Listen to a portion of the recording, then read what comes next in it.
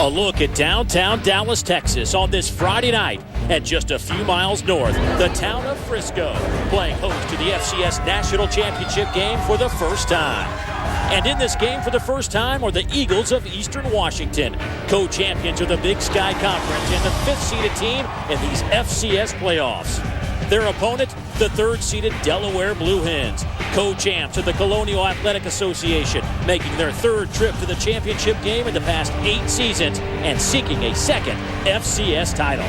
What started with 20 teams is now down to 2, but only one team can claim this trophy at the end of the night and call themselves national champions.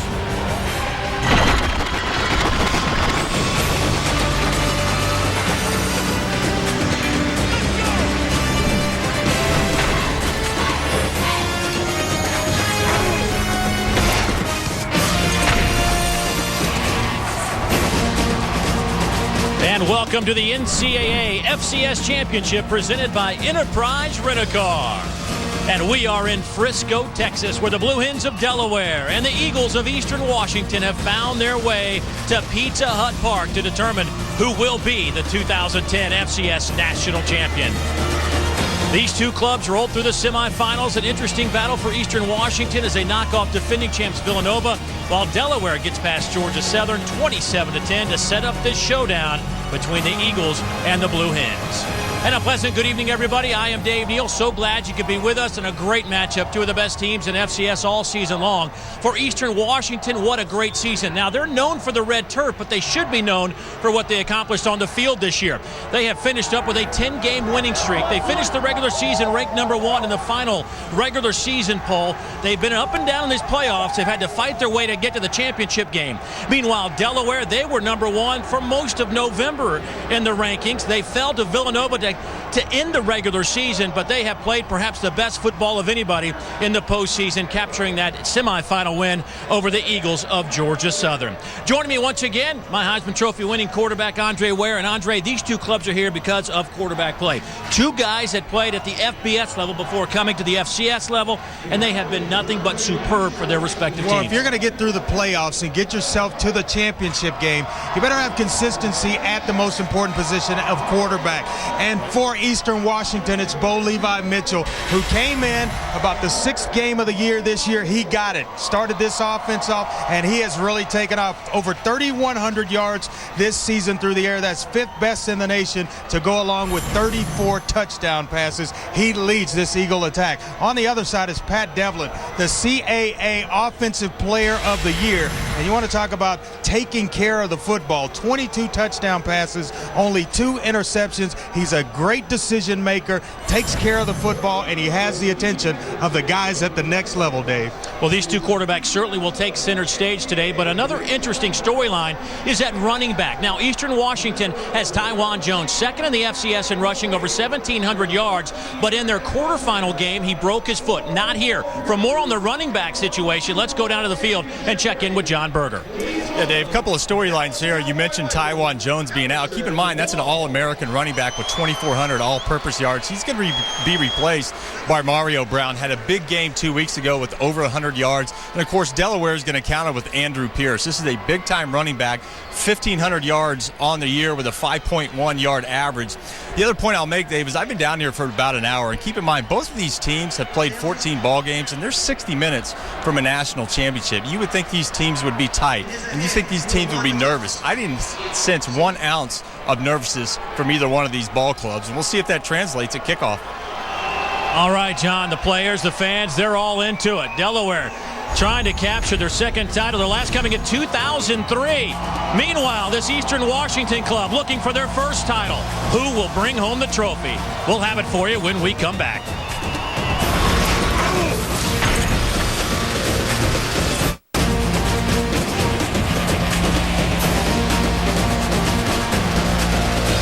It's time to determine a national champion for the 2010 FCS football season. Delaware, the 3rd-seeded team, and the 5th-seeded Eastern Washington Eagles getting set to go toe-to-toe. A couple of 12-2 clubs.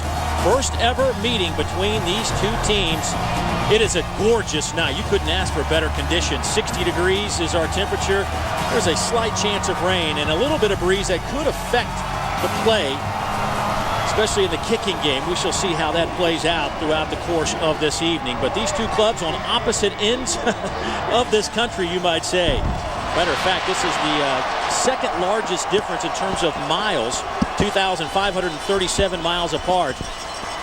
Georgia Southern played Nevada a few years back, and that was a little over 2,600 miles separating those two institutions. But as you might imagine, it doesn't matter when you get to Dallas, Pizza Hut Park, Frisco, Texas. That's right, a championship game, and it's all worth it when you put in all the hard work, the off season, working together, and then the end result is a championship game. It makes it all worth it. Eastern Washington won the toss. They elect to take the football, and why not when you have a guy like Jesse Hoffman, number 21, returning kicks. He has taken 3 back for touchdowns. And Hoffman will take it out to the 29-yard line. And that is where Eastern Washington will take over. Bo Levi Mitchell, the junior quarterback out of Katy, Texas, has just worked himself into a magical situation coming back home to Texas. From Texas, played down the road at SMU his first year, and this is really a homecoming for Bo Levi Mitchell, and getting his football team to the championship game. Well, he's had a big season. Ties a school record with 34 touchdown passes, and that first one is complete. A gain of 4 to Greg Hurd, the sophomore out of Tacoma, Washington, run out of bounds by Tyrone Grant. Take a look at our starting lineups tonight for this Eastern Washington offense. Mario Brown, the true freshman at tailback out of Berkeley, California, will lead the way in the backfield, and this line by Chris Powers, the junior center, an All-American. He is the bell cow up front. Quick hitter to the tight end. That'll go to Zach Gehring, and he'll take it to the 38. That'll be about a yard and a half shy of the first down. Anthony Bratton brings him down. Defensively for Delaware, nobody's been better in the country, no matter what level of football, allowing only 11 points per game. Sadiq Haynes, the senior out of Durham, North Carolina, has been awesome up front. Linebacking core has been solid as well. Matt Marcarell has been the leader in the middle. And in the secondary, 4 seniors, a couple of All-Americans, Grant, Bratton, Jones, and Walters. They have been dynamite.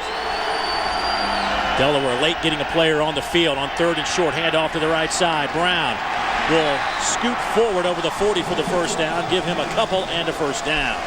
When you look at Eastern Washington choosing short, quick passes for Bo Levi Mitchell to get him settled into this football game early, and then Mario Brown, who stepped in for Taiwan Jones, the big-time playmaker, the freshman, has not disappointed, Dave. Mario Brown has been on point for Eastern Washington. 24 carries, 104 yards against Villanova. Did have some fumble issues in that semifinal game. First down and 10. Some flags come down. Looks like false start on that right side. Nikolai Myers might have been the guilty party. Prior to the snap, false start on the offense, number 72. 5-yard penalty, still first down.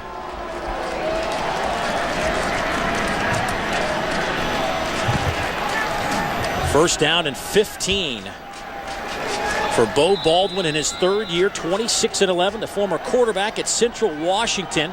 Looks like spent a year as a head coach at Central Washington before coming over to Cheney, Washington, and taking over the Eastern Washington program.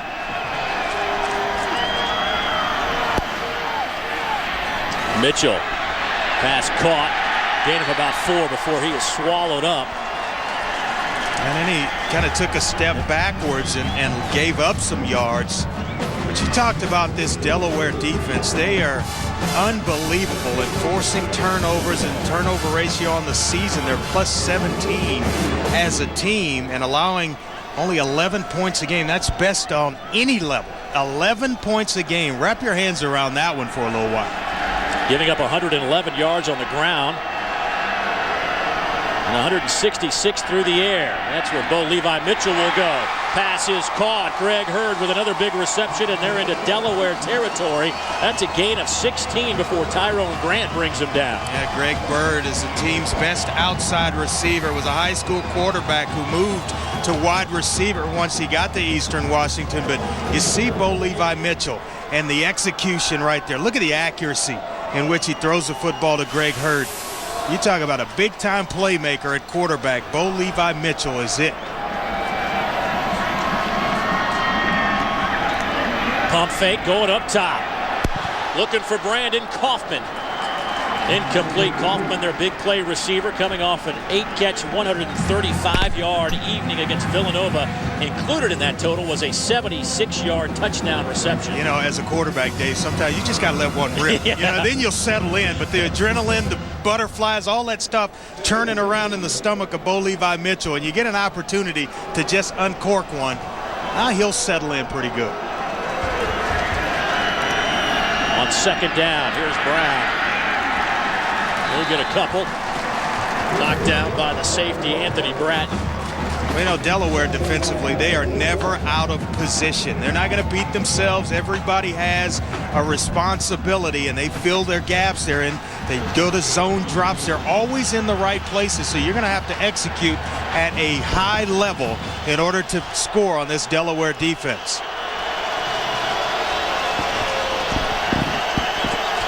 Third down. Call it 8.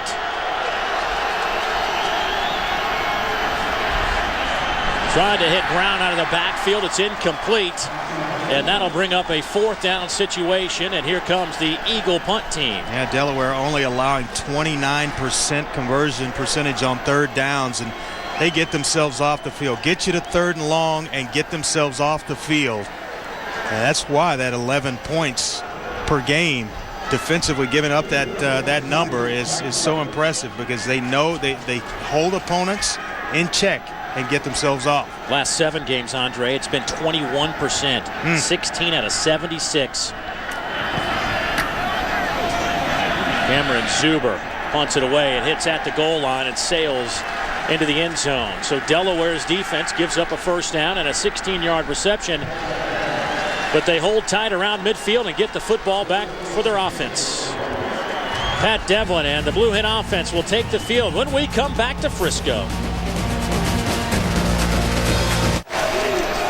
Back in Frisco, Texas, Delaware, and Eastern Washington for the FCS National Championship. First quarter football. There is Casey Keeler, 9th year at Delaware, former player for the Blue Hens. 74-41, 18th year overall as a head coach. Won 162 games. He is a good one. That may be the first time I've seen him without the sunglasses on. Night games, whatever, you catch him with the sunglasses going. Every picture that in the media guide, you see him with the sunglasses. Well, Andre, Pat Devlin, the quarterback, we talked about him a little bit in the open, but in terms of what kind of throws he excels at, help us out and kind of understand what we can expect to see tonight. Well, every throw. He can spread the football around very well. He's a great decision maker. He leads the country in FCS completion percentage. So you start thinking about that, 68% on the season. Devlin with a little fake handoff and keeps it out to the 27, maybe 28-yard line. Matt Johnson, the safety, brings him down. But here are the guys that will help Pat Devlin offensively today for a group that averages 28.5 points a game. Andrew Pierce, the very talented true freshman running back, will get bulk of the work today at tailback. And up front, Rob McDowell, Will Nagel, and Kevin Ewell on the right side. Very good offensive lineman. Gino Gradkowski at left guard. The younger brother of Bruce Gradkowski, quarterback with the Raiders. And Delaware will pick up the first down as Andrew Pierce tripped up by Tyler Jolly. Defensively for Eastern Washington, a group that is a bend but don't break philosophy, led by Renard Williams up front. 6 sacks on the year, 17 career sacks for Renard, the junior. And the linebacking core led by the FCS Defensive Player of the Year, J.C. Sherritt, having another outstanding year, 158 total stops. Matt Johnson, an All-American at safety in the secondary. Devlin looks right, throws left, pass is caught. Nigel White, another first down.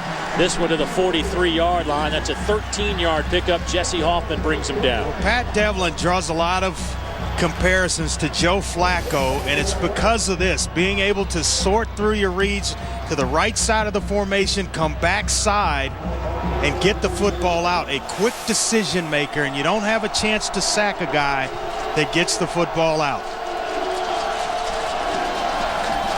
Devlin, quick throw, trying to set up that little slip screen.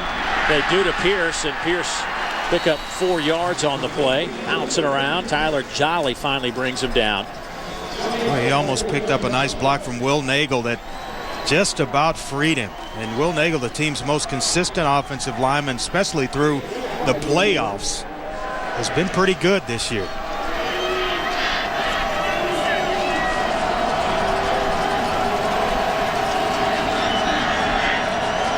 Second down, let's call it 5. A long 5, short 6. 4-man front by the Eagles. Just a straight handoff to Pierce, and he will pick up the first down at the 46 of Eastern Washington. A gain of 7. Zach Johnson, well, the outside backer with the stop. You identified the right side of that offensive line, and when they need 5 yards, they need 3. Look at the push, just pushing everybody down inside and kicking out with the left guard, Gradkowski. That opens up a nice big hole for Andrew Pierce, the freshman running back. And now it's just getting north and south, keeping those shoulders square to the line of scrimmage. On first down and 10, an empty set for Devlin and the Blue Hens. Batted in the air, pass is caught by Nigel White, a gain of 8. They go back again on first down to Nigel White. This is a very balanced team, especially on first down, Delaware, and they'll mix it up on you, but they're a pass ball control offense. They'll run the football with a medium passing game, and you see it right here to Nigel White. 2 times in this drive, they've gone to that play, just opposite sides of the formation. Balanced drive to this point, 3 passes, 3 runs, second down and short. David Hayes with the carry. That'll be close to the first down. I think the nose of the football needs to get over the 35. He might be a little bit shy of that. Zach Johnson, the junior linebacker, with a big hit. Yeah, David Hayes is a good change-up back to Andrew Pierce, who's more the physical runner. David Hayes is that little scat back kind of runner that can hit the home run for you. Quarterback sneak by Devlin. They're going to spot it just shy of that 35. They may have to give this one more shot, Delaware. Looks like that might be a few inches shy of the first down marker. Yeah, maybe decision time for Casey Keller. He's got a generous spot. I'm going to think, I think he got the first down, actually. Very close. They're ruling it 4th down here. Roll the dice early. Why not? No doubt about it. Championship game, right? Out of the shotgun on 4th and about 6 inches. And a timeout taken by Delaware, I believe. Timeout, yes. Delaware. That's their first charge of the first half.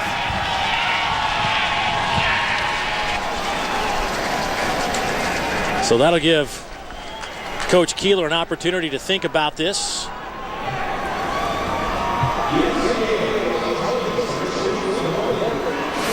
Got to get the ball just across the 35, and they go with a quick snap and no push whatsoever. He actually may have lost about half a yard.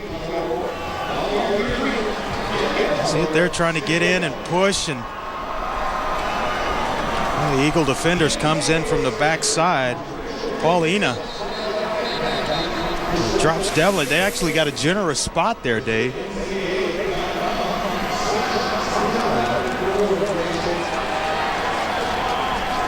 Well, the offense coming back on the field as you look at our referee, Rodney Burnett, out of the Southern Conference. I agree totally with the decision. Came to win. But at 4th and inches, and you're in the shotgun. Andrew Pierce in the backfield as well. It'll be Pierce. He'll have the first down and a few more extra yards. Give him 3. That's just power football. Yeah, brought a little thump that time. They quit messing around with David Hayes and the quarterback, Pat Devlin. So let's get our thumper back in here, Andrew Pierce, who averages 5 yards a carry, and let him pick up the first down. I think it's a well-used timeout, especially when you're trying to put points on the board early in a football game. 10th play of the drive for Delaware.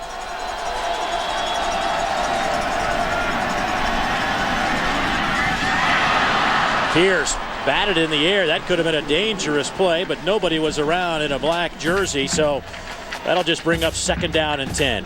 Well, Andrew Pierce, usually a sure-handed receiver out of the backfield, and a nice touch on the football from Pat Devlin. Pierce has 28 receptions on the season.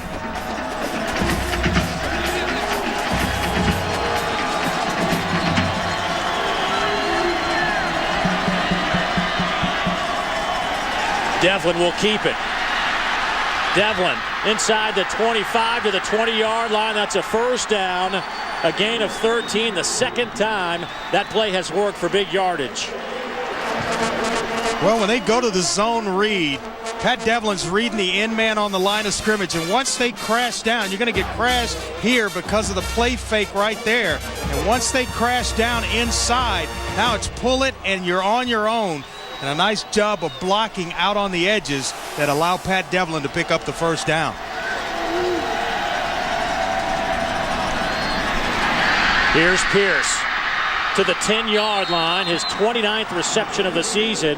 Zach Johnson chases him down, but that's 9 more yards for the Blue Hens. Well, when you watch Pat Devlin work on film, you see that the ball's coming out fast and it's accurate. Watch the throw. It's out in front of Andrew Pierce where he did. There's no wasted movement. Catch the football, tuck it away, and get up the field. That's what you want out of your quarterback right there, especially if you're playing with him as a receiver. Give it to me on the run where there's no wasted movement and I can pull away from defenders. 2nd down and short. Here's Pierce to the 5. Stopped at the 2-yard line by J.C. Sherritt. 9 more yards for Pierce. Well, you're going to see right here, everyone stays outside because of the last run by Devlin, and now it's available to Pierce inside. Boy, they are executing at a high level right now. Eastern Washington can't dial a defense up that's right. They're calling, Dave, but nobody's home. Nobody's answering the phone. 14th play of this drive, which started back at the 20. Pierce gets the handoff, cuts it back inside. Touchdown, Delaware, and the true freshman, Andrew Pierce, his 14th of the year.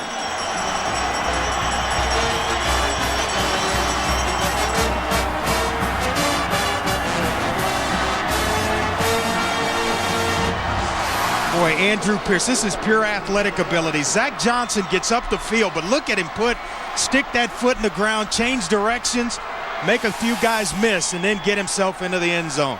True freshman.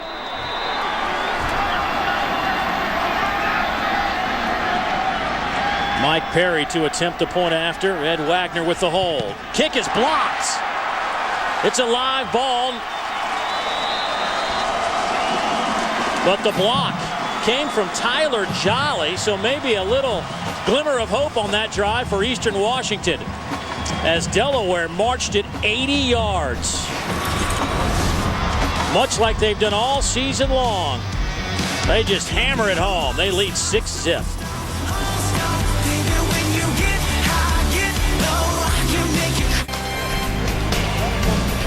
Great drive by Delaware.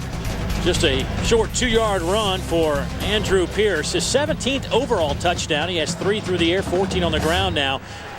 This is a tough note here if you're an Eastern Washington fan. Delaware now 11-0 when scoring first this year. They've outscored their opponents now 94-34 in the first quarter. Bo Baldwin will try to get it going for his club, trying to capture their first ever FCS title. Meanwhile, this Delaware team won a title back in 2003. They lost in the championship game in 2007.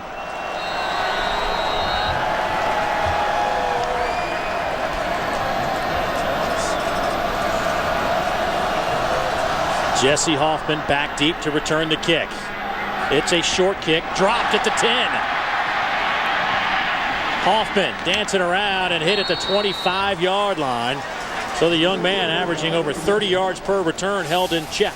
Watch the penetration by Zach Johnson, the outside linebacker. He's going to get through, and then Andrew Pierce just going to stick his foot in the ground, starting here and up the field. There'll be a lot of penetration and a lot of guys washing through. Colin Nagel, the tight end, throws a nice little block, washing everybody down inside. And then Pierce cutting off of him. Now, boy, what a nice job of running and taking guys where they want to go. Second drive of the game for the Eagles. Bo Levi Mitchell comes out firing. Pass caught by Tyler Hart. Anthony Bratton on the coverage. That's a gain of 5. They want to just kind of cut Bo Levi Mitchell loose here. First downs, they're throwing the football around, and he's got some pretty good zip on it. This may be a way for Eastern Washington to get themselves jump-started offensively. Boy, Bo Levi was outstanding in the semifinal game, throwing for 4 touchdowns and 292 yards.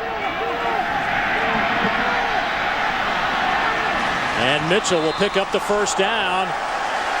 And there's a flag right in front of the Delaware bench.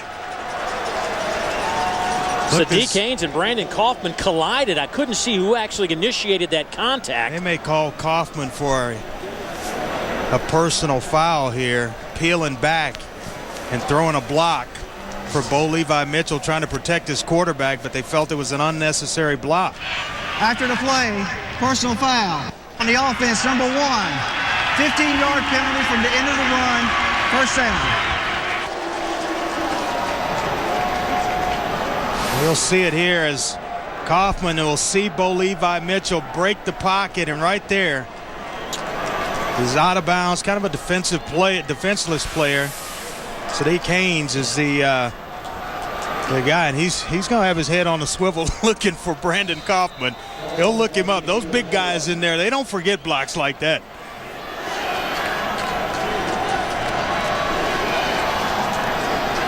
So it's still first down and 10. Ball sits at the 21.5-yard line. Here's the handoff to Brown. He's out over the 25. Darrell Jones, a free safety with the stop, but that's 5 for Mario. True freshman out of Berkeley, California. How about, Andre, 2 true freshmen starting tailbacks in a national championship game? I'll tell you what, it's impressive. And a lot of confidence from the coaching staff to go ahead and start them late in the season. Tywan Jones goes down, and they didn't miss a beat with Mario Brown, as you mentioned, over 100 yards in the semifinal game. Tywan Jones, as we mentioned him, second in the FCS in rushing. Averaged 145 yards a game, 1,747 yards on the year. Averages 8 yards per carry, 14 touchdowns. Broke his foot after he picked up 230 yards on the ground in a quarterfinal game. Had a pin placed in his foot and just can't go. Big Sky, co-offensive player of the year. You talk about a magical season. He'll heal up. He's just a junior, and will be back next year. Third down and a couple for the Eagles.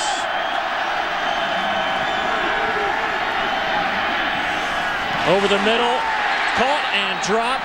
Matt Martin, the tight end, hit right as he got his hands on the football. That'll bring up a 4th down. Boy, and Bo Levi Mitchell, when he gets a chance to see this one again, Kaufman sitting right along the sideline. Right there as he boots out, Kaufman, he looks inside first to the crosser. And it's the first jersey that you see that's your own color. You go there if he's open. But Kaufman was just sitting down outside. And he's over there telling Bo Levi right now, I had the first down for you. Cameron Zuber to punt for Eastern Washington. Back deep. Rob Jones. Line drive kick. Jones will let it roll down to the 20-yard line. Delaware's first drive started at the 20. They went 80 yards for a touchdown. That's our lead after the point after was blocked. 2:45 to go in the opening quarter for the FCS national title.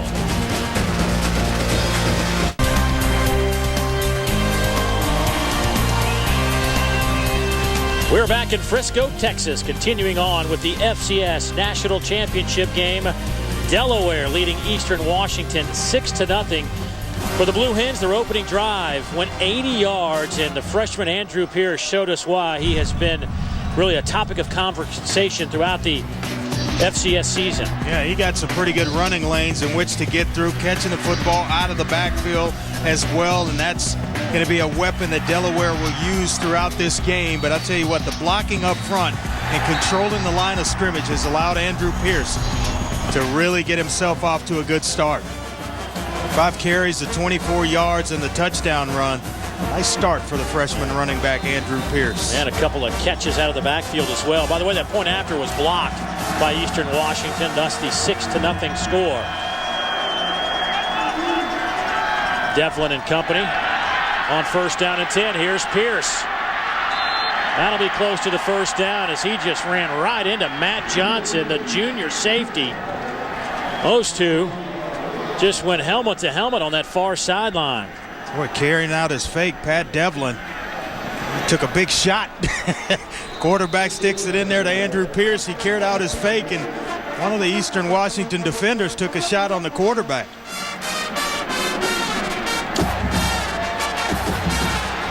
He got 10.5 on that carry, did Pierce, so it'll be 1st and 10 for the Blue Hens.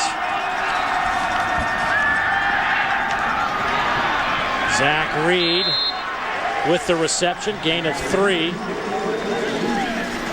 Just take a look back a play or so ago and watch him carry out the fake here. And right there, just big guy just taking his head off. Bernard Williams will teach you to have a good fake right there. I'll be back here setting up lunch and dinner. 2nd down and 7.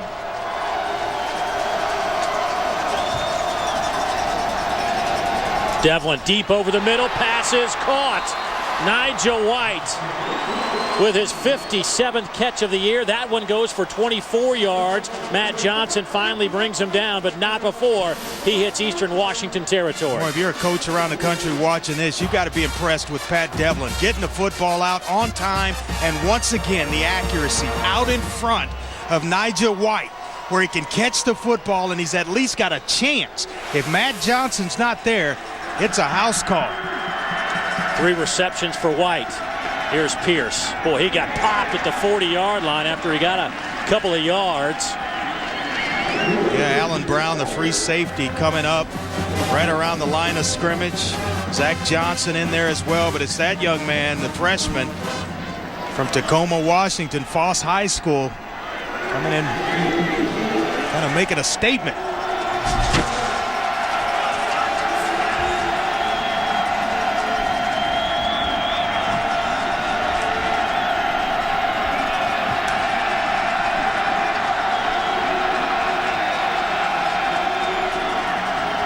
Devlin, quick throw again. Pass caught. Tommy Crosby, 39 receptions for the senior. That one goes for 7 yards. Zach Johnson on the coverage. Monday night, ESPN delivers the marquee event of the college football season, the Tostitos BCS National Championship, where the top 2 teams will battle for the ultimate prize. Can Heisman Trophy winner Cam Newton complete one of the greatest individual seasons and give Auburn their 2nd national championship? Or will Oregon's dynamic offense, led by running back LaMichael James, run away with another win and their 1st national title? Coverage begins at 8 Eastern.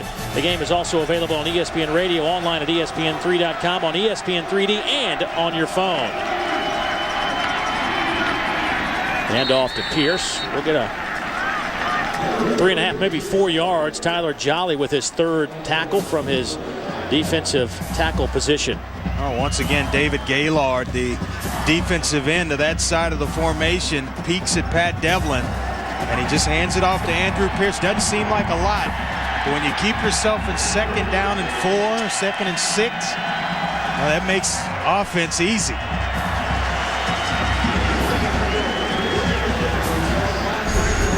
That'll do it for the first 15 minutes from Frisco, Texas and Pizza Hut Park. Delaware and Eastern Washington. So far, the Blue Hens out in front, 6-0. Second quarter football on the other side.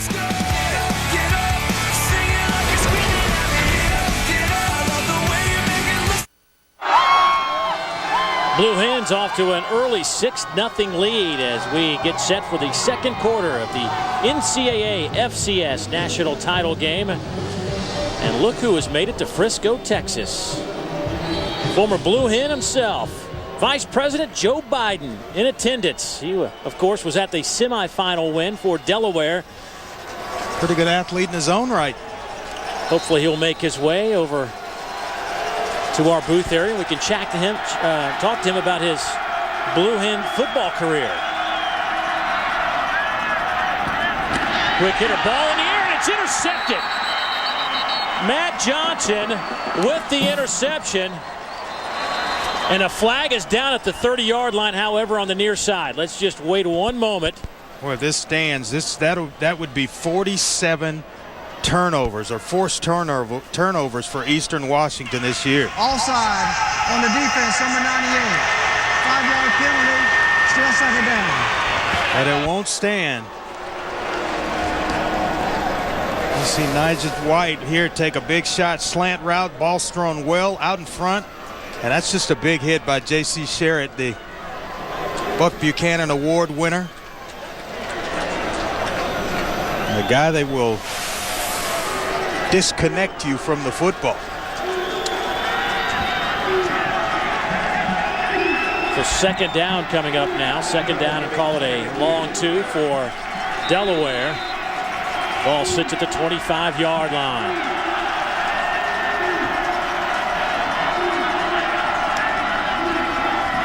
Little razzle-dazzle.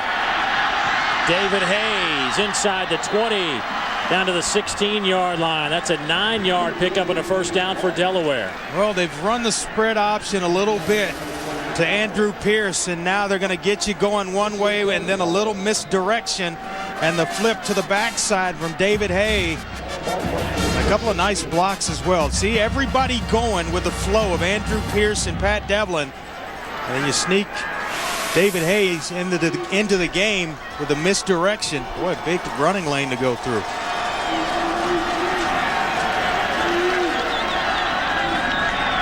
Quick little pitch to Pierce.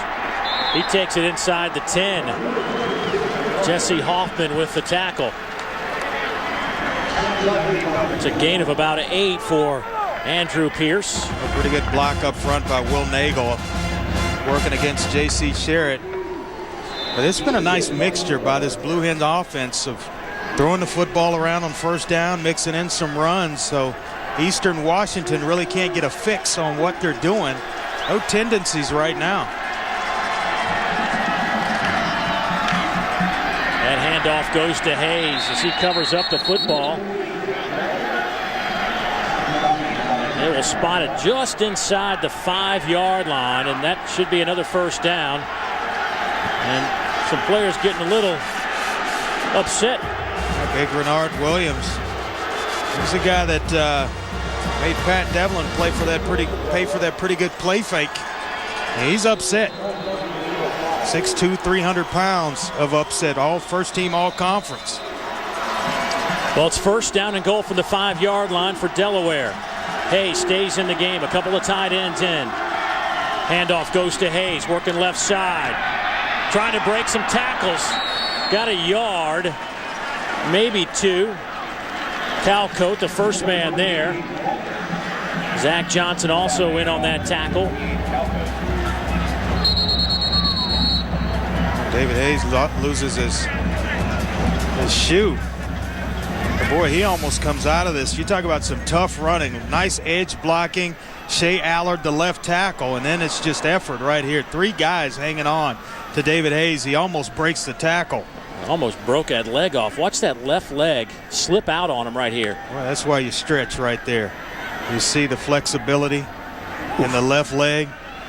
You're not a flexible person. That's going to give. So what you're saying is I'd be hurt right now. That's what you're saying. Yeah, they bring the cart out for you. There's no way you or I would get up and walk that one off.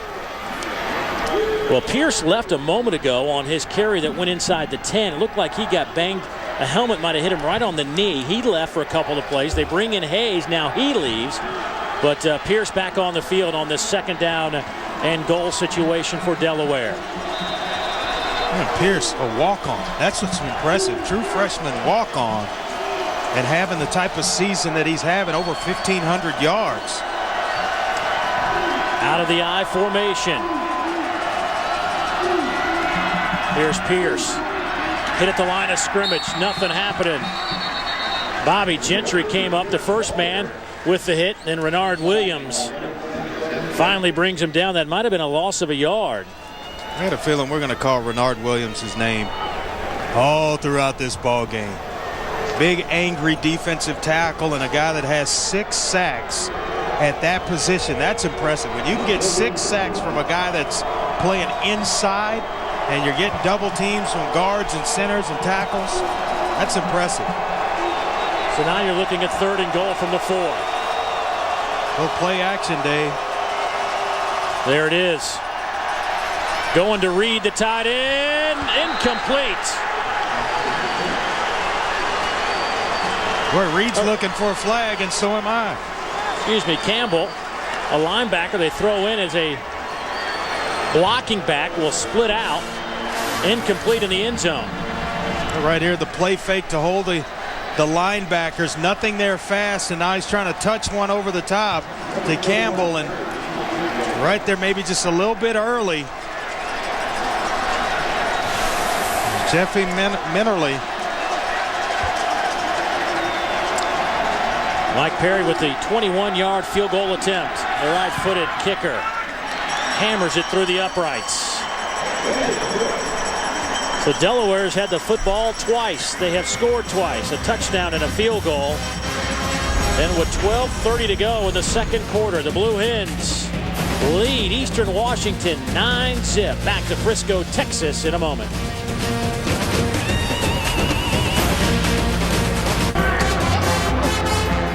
NCAA FCS Championship game between Delaware and Eastern Washington. 12:29 to go in the second quarter. Delaware with a touchdown and a field goal. Bowl season continues tomorrow afternoon with a pair of teams loaded with talent as Dion Lewis and John Baldwin lead the Pittsburgh Panthers against Derek Locke, Randall Cobb, and the Kentucky Wildcats in the BBVA Compass Bowl. The BBVA Compass Bowl on ESPN Saturday at noon Eastern.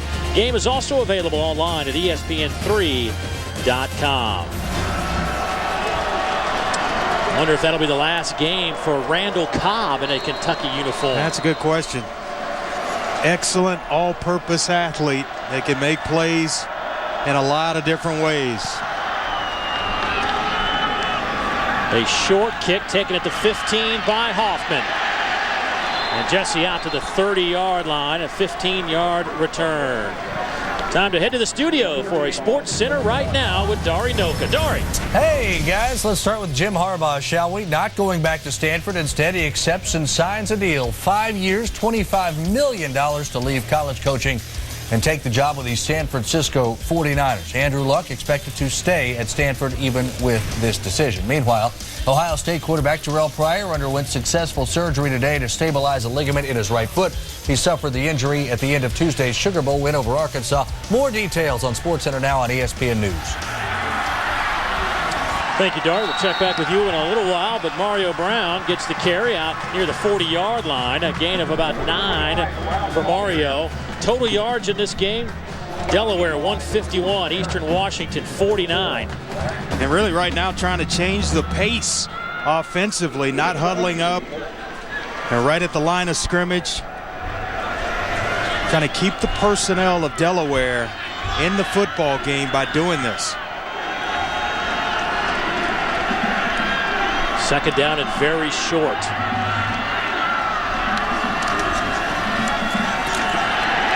Delaware read it well. Brown brought down by Paul Warlau. 105 tackles now for the outside linebacker. That's a loss of 3. And he's a former walk-on himself. You'll see right here just staying at home and waiting on the play to come to him. Not going down inside where Mario Brown will have an opportunity to bounce it outside. He plays his responsibility, and that's what we talked about early, that they're not going to get themselves out of position and beat themselves defensively, always in the right place. Warlow, the sophomore out of Wilmington, Delaware, now with 10 tackles for loss. Here comes some heat from the Blue Hens. Down goes Bo Levi Mitchell. That's a loss of 3 more. Anthony Walters will get credit for the tackle. And Anthony Walters, he missed 2 games this year, but they'll match him against Brandon Kaufman throughout this ball game, and they'll blitz him from the boundary corner side. You'll see him come right in right there, and unable to hold up is Mario Brown. But he's a big corner at 6'1", 200 pounds. Rob Jones stands back at the 28-yard line. Zuber to punt. Good snap. Line drive, end over end kick that will hit at the 36-yard line and stop right there. 10:13 to go in the second quarter. Delaware with the football again. Their first two drives have been lengthy drives, to say the least. 14 plays on the first one, 13 on that second drive. As we look at Delaware and a season recap that saw them ranked number 1 in the month of November before they lose to their rivals Villanova to end the regular season. But overall, this has been a very complete football team from beginning to end. Well, you know, they can both run it and throw the football very well. And when you can do that, you can keep defenses off balance a lot. And they spread the football around to just about everybody. Not one guy with just a boatload of catches. Devlin. Big hit at the 40-yard line, and they'll say incomplete pass. Colin Noggle, the tight end, couldn't hold on as Jesse Hoffman came up and laid the wood to the 245-pound junior. Well, when I talked to the coaching staff about Jesse Hoffman, the first thing they told me, he's a big physical corner, and he will bang you. They didn't lie to us, Dave. He did on that play. Started his career as a running back. Some movement. Renard Williams chomping at the bit. Maybe jumped in that neutral zone, which kind of forced Gino Gretkowski to jump. False start from the offense, number 50. 5-yard penalty, still second down. Oh. Maybe the center McDowell flinched a little bit early to get Renard Williams to jump. Watch the center here. Right there. Oh, yeah. Good call by the officials. And another left-handed center. That's the third left-handed center that we've seen this year, which is very uncommon with a right-handed quarterback or any quarterback.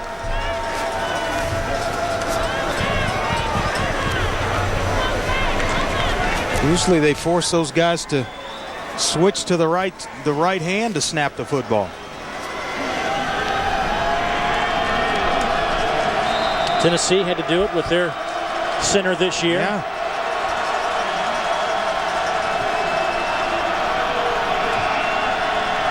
Devlin dumps it off. Pass is caught. Tommy Crosby. That should be good enough for a first down. It will be at the 47. That's 13 yards for the Blue Hens. And Devlin's not doing anything fancy. He's just dumping it down. He is making good decisions, and that's the first thing you see when you watch him on film. Right here, watch him process the play from one receiver to the next. Now I know where my drop-off, my safety valve is. Give it to him. Excellent job of quarterbacking right there.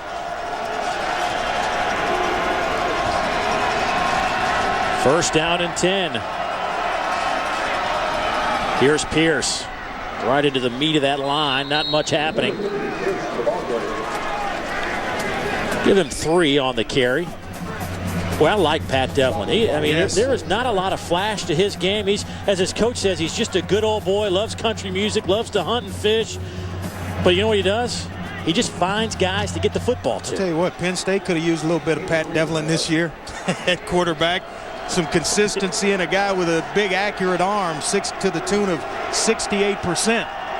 Only 2 interceptions and 360 attempts this year. Here's Pierce near side. Not a lot of room.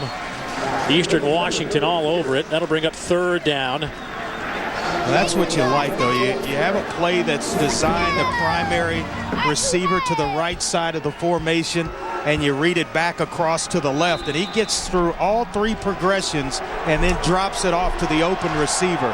And you got to be able to see the entire field in order to do so, to get through it fast enough to get the ball all the way out to your safety valve. That's impressive. 9 out of 12, 81 yards for Devlin. On third down, 4-man rush. Over the middle, pass is caught. Nigel White down to the 27-yard line. A 22-yard pickup. Did I fail to mention accuracy to go with all that stuff I just talked about? Watch the dime that he throws to Nigel White in stride right here. Nice little in route at about 15 yards, and I don't have to wait on it. It's there, right in the hip pocket of Nigel White. Slide, buy myself a little time, catching it on the run. 4 catches, 67 yards for White. First down and 10. Here's Pierce, big hole off the left side. Pierce to the 15 and stopped there, but another Blue Hen first down. Jeff Minnerly with the tackle, hanging on for dear life. Boy, he picked up a nice block by Zach Reed, number 44, who washes everything down inside and allows Andrew Pierce. Watch number 44 right here, the end man on the line of scrimmage. Wash everything down, and if I'm Pierce, I just run off his tail and cut up the field. Well, they are operating at a high level, this Delaware offense. David Hayes gets the carry, cuts it back. Hit right there by Bobby Gentry. That's a loss of 2. We're in Frisco, Texas, about 25 miles north of Dallas, Texas, for the NCAA FCS Championship, formerly Division I AA. Delaware and Eastern Washington, the 3rd and 5th seeds respectively. Dave Neal, Andre Ware, John Berger's down the sidelines. Glad you could be with us as we try to determine who is the best in the FCS for 2010. Right now, Delaware looking very impressive, up 9-0. Devlin over the middle, right through the hands of Colin Noggle. That's incomplete. 3rd drive of the game for Delaware, and it's another lengthy drive. Their first 2 possessions resulted in a touchdown and a field goal. Pierce already with 76 total yards from his running back position, and Devlin 10 out of 14 for 103 yards. Just dominating in total yards as well. Over 200 yards already. And a lot of time here in the second quarter. Yet to be played. Devlin looks left, throws right to the end zone. Incomplete. Nigel White bumped out of bounds by Jeff Minnerly. Good play by the former quarterback Minnerly, who was in a 6-man battle in the spring. They moved him to safety and came up with a big hit on White. Yeah, he's a good athlete, and right here you see Devlin go through the reads again, and that's just a nice job by Minnerly of getting a bigger, tougher, or physically gifted receiver out of bounds and forcing this field goal attempt. Mike Perry's already hit from 21. This is from 33. And once again, it is dead solid perfect. 3 drives, 3 scores for KC Keeler and company. The Blue Hens out in front, 12-0. 6:46 to go in the second quarter. Pat Devlin's had the football 3 times offensively for Delaware, and he's led his team to 3 scores, a touchdown, and a couple of field goals. 6:46 to go in the second quarter. And we showed you a little while ago, perhaps the first fan of Delaware football, Vice President Joe Biden, who now joins us. And Vice President, thanks for spending some time. Oh, glad great to be here, man. Glad you can make it to the championship game. It's a good day. It's a good day. I was there last time we won the national championship. Also was there last time we lost it. But we got a hell of a team this year. Yeah, this has been pretty impressive. What do you like best about this team? I know you've seen them a couple times this year. I have. The thing I like best about Devlin is just in total control. This guy checks it off. Bam. 2 picks the whole year. Not bad. First team All-American. I think we got the best secondary in all of college football. Well, at least Division I AA. Delaware kind of becoming the quarterback of the FCS. Man, yeah. You get Joe Flacco, you got Pat Devlin. Talk about their games and maybe compare those two guys. Well, you know, I think the thing I like best about Devlin, and obviously I'm a big Flacco fan. Everybody is in Delaware. But like Hall was great too. Mm-hmm. But Devlin just is like he's like a mechanic out there, man. He drops back and you can watch him. It's like boom, boom, boom, bang. He checks it off. He doesn't get, and the kid can still run. Well, Delaware up with 12-0 score. They have looked very impressive on both sides of the football. Of course, defensively leading the country no matter what level you're playing at 11 points per game allowed. Jesse Hoffman is back to return the kick. And Hoffman will take it running at the 15-yard line. And Hoffman met at the 33 and stopped there. So here comes this Eastern Washington offense. Now, I think it's pretty well documented that you had a chance to play a little football at Delaware. Yeah, on just a little team. bit, all right. I played as a freshman. Yeah. And then my grades weren't so hot. I went off and came back and went to spring practice my junior year, made the team, and fell ass over tin cups in love with a girl in Syracuse I married, and that was the end of my career. It's been well documented that President Obama, he's the basketball guy. You played some football at Delaware. I wonder who's the better athlete. I am. I am. Dumb question. Come on. No, he's a great athlete. But we played a little golf together, too. Here's Bo Levi Mitchell over the middle. Pass incomplete, looking for Brandon Kaufman. And Vice President, you mentioned that, you had a little trouble early on getting kind of acclimated maybe to the college game. But you came back and had a chance. I understand that as a junior, there were some thoughts maybe you might come back and play a little defensive back. That's right. Well, as a matter of fact, I was Tubby had me starting a defensive halfback. But it's a long story, but anyway. I'm sure it's funny, though. Hell yeah, man, I tell you what. My sister's with me. We both went to the same school. She graduated with honors. I barely graduated. So we got the wrong that. Biden in this thing. Right. You know See, what I mean? I understand that completely. If I told him I had your shoulders, I'd have been an All-American. Here's a reverse by Eastern Washington. That's your biggest game. Greg Hurd will pick up the first down. You mentioned being a part of the last national championship as well as the championship that was lost by Delaware, and certainly here tonight. Your thoughts on the playoffs and what they mean to college football versus I don't understand why route. Division I doesn't have a playoff. I mean, I know the money. I get it. When I was chairman of the Judiciary Committee, I guess you got to do this. Not much happening once again, although that is a first down at the 45-yard line. To make a long story short, we held hearings on the BCS. I think this should be the way it's played off. And by the way, the one thing about the school I'm so proud of is, not only academically it's good, but the history here. We probably have, I don't know any other school that's had 3 Hall of Fame football coaches in a row, and one coming. Yeah, Casey Keeler doing a great job as the head man at Delaware right now. Bo Levi Mitchell trying to scramble for anything. By the way, that kid can throw.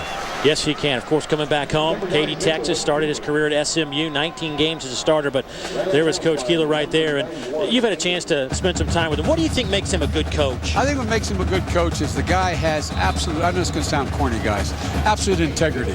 He expects a lot of these kids. He demands it. When he played at Delaware, he was the same way, but there's such an incredible tradition of great, serious coaches at Delaware. On second down and 9, here's Mario Brown. Not much happened there, but let's go back just 1 second back to the BCS and the playoffs. Yeah. Do you think that there's any chance that we'll ever get to that point at the FBS level, the Division I level? I think they're going to have to. I think the public is just going to demand it. Matter of fact, you're hearing more of it now. I mean, look, you got some great bowl traditions, but there's a way they can work that out and still have a genuine playoff. I mean, the country wants it, and I would think a lot of the ball players would want it. I'm in full agreement with that. Well, we certainly hear all these players out here that have talked about it all week about the challenge of playing in playoff football games. Bo Levi Mitchell on third down. He is dropped back at the 40-yard line. A loss of 7 yards. A lot of parents out there trying to decide whether or not to let their kids play football or get into athletics. Maybe talk about something that helped you in terms of playing athletics and then moving on to another career. Well, I actually started playing organized football in 4th grade in what they call the CYO League. It was the passion of my life. But, it's I guess I'm supposed to be quiet here. No, a lot of people would rather hear you talk than me. Whenever you I'd want. rather hear you, man. Bad snap, and Rob Jones will make the catch at the 25-yard line. and he'll take it to the 32-yard line, and that's where Delaware's offense will come back. A lot of parents call me, as if I should know something about it, and I don't. But all kidding aside, this whole thing about concussions. Look, we didn't. First of all, you didn't have 300-pound guys. The biggest guy when I played at Delaware was 242, and he was little All-American. But and you got our average line is probably 292 now, 290. But the difference is the rules. I mean, this is how you're coached. And I really think that starting with the pros straight through, there should be significant fines when you're spearing, leading with your helmet. You don't have to tackle that way. That's not how you were. That's not how I was taught to tackle. Right. And so, but by the way, physics makes a difference. Yes. I played at 106. Right, exactly. 6'1". They would list me with they'd literally weigh me with my equipment on. I swear to God. So they'd list me at 175. I was 159, 6'1". So, and the idea of, the kid that's with me now, Franny, played at South Carolina, started as a guard, as a lineman, 293. Hell, if he had hit me when I was playing, I'd have been dead. Oh, well, President, thank you so much for coming up here. It's an honor to be with you guys. Good luck to the Blue Hens the rest of the way. Good seeing you. Man. Thanks. Awful nice to have you. We'll come back to Frisco in a moment. Great look at downtown Dallas, Texas. We are just about 25 miles to the north in Frisco, Texas. A booming community and home to Pizza Hut Park in the FCS National Championship game. Delaware with the football. First down and 10. Pat Devlin in an empty set. Blue Hens up 12-0. Devlin will throw again. Pass caught. Nigel White. Have they thrown a pass they've had a completion for a couple of them over 20, but I don't think the ball's ever traveled over 15 yards. Well, when you're playing zone coverage, you're not going to get the deeper routes down the field. You're going to have to work the short to intermediate routes, and they're doing a good job of it. Devlin breaks a couple of tackles and loses yardage. Back inside the 30, Zach Johnson. Well, that's one right there where you're trying to make a play, and the best play is to probably take about a 3-yard gain or get back to the line of scrimmage. You escape right here. Now you get north and south when you get out of it and slide. Don't bubble back like that. Nothing good happens. You got fast defenders closing in.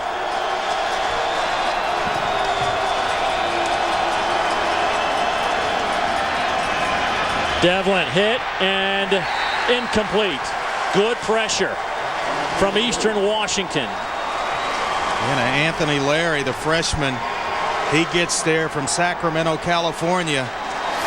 And he's the first to arrive at the doorstep of Pat Devlin, and now finally getting some pressure on Pat Devlin. He can't sit back there and kind of surgically take you apart. You get some pressure on a quarterback, and now that changes things up a little bit. First punt of the game for Wagner. It's a good one. Monte Wright will field it, and he'll be hit right on the spot. 41-yard kick, no return. But the Eastern Washington defense does their job. Now can the offense get it cranked up behind Bo Levi Mitchell, an offense that averaged over 32 yards per game this year. They are riding a 10-game winning streak. They finished up the regular season poll as the top-ranked team in the country. However, they came in only as the 5th seed in the 20-team tournament. Of course, some big wins. The last one, Villanova in the semifinals. Two teams that are in the playoffs every year. Montana, Villanova, wins over those schools. Impressive. Brandon Kaufman with the catch. Gain of 5. Anthony Walters with his 3rd tackle. Kaufman, a big receiver at 6'5", 205, a sophomore out of Denver, Colorado, led the Big Sky in receiving yards and touchdowns. A big play guy. I mean, he is a touchdown waiting to happen. Love to get him the football down the field. 5 100-yard games this year for Kaufman. Here's the freshman Brown, nowhere to run. Good job on the inside by Justin Johnson. Beat his man and picks up a tackle for a loss of 2. Yeah, big Justin finally found a home at defensive tackle. He moved back and forth from the offensive line, the defense, and then now settled in nicely this season. his senior year at DT, where he had 18 tackles on the season. Eastern Washington 2 out of 6 on third downs. Dario Bamonte in at running back. Bo Levi Mitchell over the middle, right into the hands of Tyler Hart and dropped. Close to being picked off as well by Anthony Walters. And I think that's what disrupted the concentration of Tyler Hart. You see a big safety like Anthony Bratton cut in front of you at 6'2", 205, and has 2 picks on the season himself. But right here, boy, what a nice break on the football. Actually, it's Anthony Walters, the corner, making a nice break on it, and just enough to kind of blind the sight of Tyler Hart. Rob Jones back to return this punt that sails over his head. Eastern Washington will save it. Dario Bamonte hustling down, keeps it out of the end zone. A 63-yard punt, and the Blue Hens will be backed up inside the 5. Time to get an update on what's coming up in the first at halftime. Let's go to the studios and check in with Dari. Yeah, guys, I got Robert Smith. He's going to join me at the half. We'll talk about where Stanford is now that Jim Harbaugh is off to the NFL. Also, what is the biggest concern if you're Chip Kelly or Gene Chizik? We'll break that down. We'll also go sports science. They're always cool, but what makes Cam Newton so great? All of that coming up. Robert Smith and myself at the half. I can tell you what makes him great. 6'6", 250. That doesn't hurt. 6'6", 250. Here's Pierce out to the 15-yard line. The young man slow to get up, but picks up 12.5 yards and hobbles off. He has been bothered. He got hit a couple of possessions ago and has been slowed by that injury. Well, they've had some nice blocks right there once again in the middle of it. Colin Noggle, the tight end, washing everything down and inside. They pull a guard around. And then Pierce does a nice job of reading things out and making things happen in the running game. 13 carries, 74 yards for Pierce. Here's Hayes now. He does the same thing out over the 20. Zach Johnson with the tackle after Hayes picks up 7 more, the sophomore out of Howell, New Jersey. Well, the coaches say that Pierce is the grinder type, and then they come in with David Hayes, who's more of a change-up back. You would maybe think about him as a third down specialist at 5'9", 185 pounds, but he can hide in there. There's no hiding for Andrew Pierce. He just lines up and comes right at you.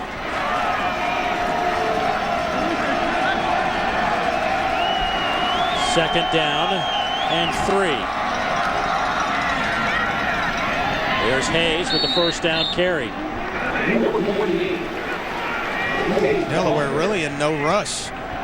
Being up 12-0, just 27 seconds left here in the first half. You think, now you got a little breathing room. Go get maybe put 3 more points on the board. But they're going to be cautious, take care of the football, and let the clock run out and go into halftime. That's what Casey Keeler's saying. Delaware, their defense has done the job all year, giving up just 11 points per game on the season. Right now, they are throwing up a goose egg here in the FCS National Championship game, and it's 12-0. Delaware out in front after 30 minutes of football. Devlin with an outstanding first half, 110 yards through the air. Pierce with 74 on the ground. White with 5 catches for 75 yards. Let's go check in with John Berger. Coach, you're 30 minutes from a national championship. What are you going to tell your kids at halftime? Well, we've been talking about being 0-0. Got to play by 7s down in the red zone. We haven't done that, and it's only a 12-point ball game. So there's a reason why these guys are here. We played very good the first half. Back to 0-0. Finish this thing off. What's working for you offensively? You talked about the need to run the football. It appears your offensive line is playing well. Yeah, I think the guys up front, they can handle what we're getting up front, and we're going to try grinding the ball a little bit. Pat's played pretty well. I think we just keep on mixing it up. I think defensively we're playing outstanding. Keep on getting pressure on the quarterback, which we weren't sure if we could do. But they're a big play team. But that's the one thing we have to remember is that they've gotten here because of the big plays they make. We got to make sure the first 6 minutes of this third quarter are going to dictate the game. Thanks, Coach. Dave, back upstairs. All right, John, in 07, Delaware couldn't hang on. They lose and become a runner-up. But in 03, they were able to capture the title. Can they do it here in 2010? We shall see. Blue Hens lead it 12-0. Now let's send it to Dari and Robert with the college football halftime report. Let's go, let's go. Get up, I love the way you make it look so easy. East Coast. Let's go, let's go. Get up, I love the way you make it look so easy. East Coast, West Coast. Show me what you got now. Let's go, let's go. Get up, sing it like you're screaming out here. Get up, I love the way you make it look so easy. East Coast, West Coast. Show me what you got now.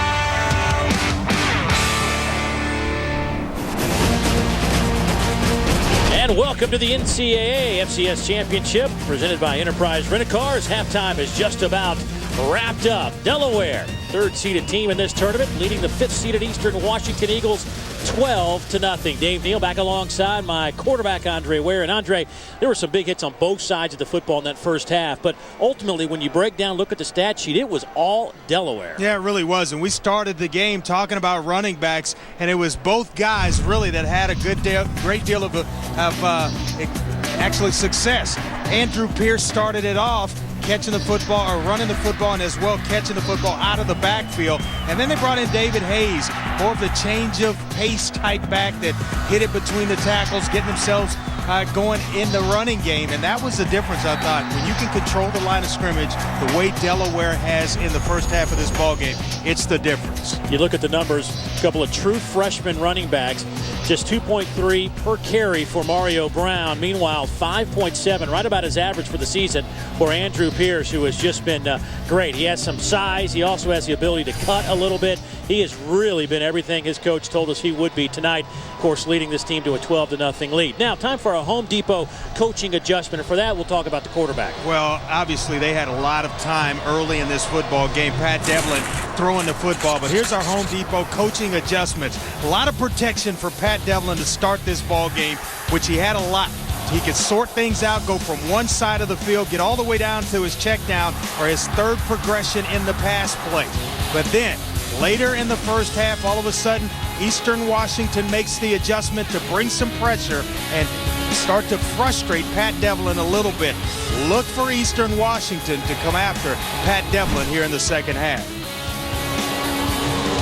Boy, Devlin was just steady Eddie out there, and that's pretty much what he's been his entire career. A 2-year career at Delaware, the former Penn State signal caller. Invited to the East-West Shrine game, the only FCS quarterback that will participate in that all-star game. I think rightfully so. He has looked impressive tonight. Time for us to head to the sidelines. Check in with John Berger. John. Yeah, thanks, Dave. I just talked to Eastern Washington head coach Bo Baldwin. Certainly not panic, although he is concerned. He said, look, guys, we've been here most of the year. In fact, we've played from behind 6 different times. We're not going to punch the panic button. We know what to do. A couple changes offensively. He said, we got to pick up the tempo. We're playing too slow. And he said, defensively, we need to make the appropriate adjustments. Those big splits are causing us problems right now. Dave, back upstairs. All right, thank you, John. We'll see how this defense stands up against Delaware that ran 41 plays and had the football for 17, almost 18 minutes in that first half. Here's Andrew Pierce out over the 20 to the 24-yard line. How about this? Delaware has 23 snaps in the Eastern Washington territory, and Eastern Washington has 25 total snaps. Boy, look at the splits right here. That's the splits that John was just talking about. And that creates a lot of nice blocking angles. When you go out there and split out with the offensive lineman, all of a sudden you can get nice down blocks, pull guys around, kick out. There goes Pierce, another big gainer. That one 9. Tyler Jolly with the tackle. And even in pass protection, when you have splits that wide, creates man-to-man, and you got to have 5 guys that really can block by just their man. Move a guy at the line of scrimmage.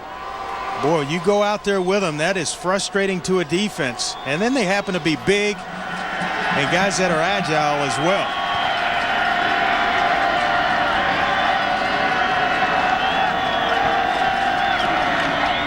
Devlin, good play fake. Dumps it off. Finds his tight end, Colin Noggle.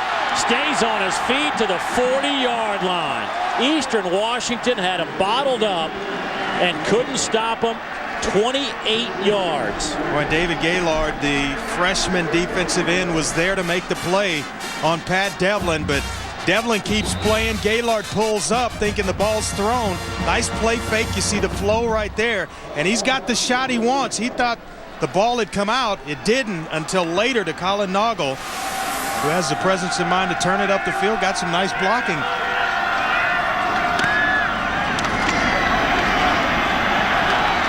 Philip Thaxton on the reception. No gain. Just a lot of dancing around. Yeah, that'll bring up second down. That's why on that play you don't dance around. You catch it and you get right up the field off the tail of an offensive lineman. You've got to get north and south as quickly as you can. You start dancing and come back inside, the posse is on its way. It could get ugly.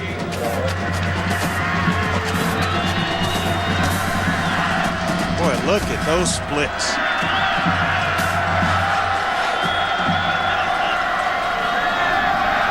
Devlin, big window. Batted in the air and intercepted. Maybe that's the break for Eastern Washington. Alan Brown with his first pick of the year. The redshirt freshman out of Tacoma, Washington, comes up big. Well, he got his hands on one earlier, and this one's going to stand. The other one was erased by an offsides penalty. But Alan Brown's going to hold on to this one, his first interception of the year, and it's actually a well-thrown football, one that should have been caught.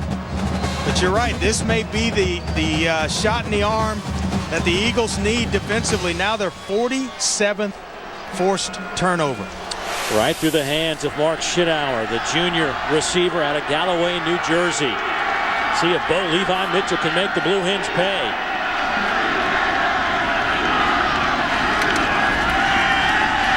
Over the middle, pass is caught. Nice grab by Nicholas Edwards. Gain of 11. Darrell Jones on the coverage. A little bit of a momentum change here, and you see it. All of a sudden, it's from the defensive Eastern Washington, feeds through the entire team, and what a nice thrown ball out in front of Nicholas Edwards, who has 6 touchdowns this year. He can hit you as well. 52 catches this year for Nicholas. Here's Brown. Oh, big collision right at the line of scrimmage. Bernard McCumbee, a backup middle linebacker, a senior. Woo. It's cold. Teeth are clattering together, and then you get hit like that. Woo! So I'm up here with you, man. A lot safer up here.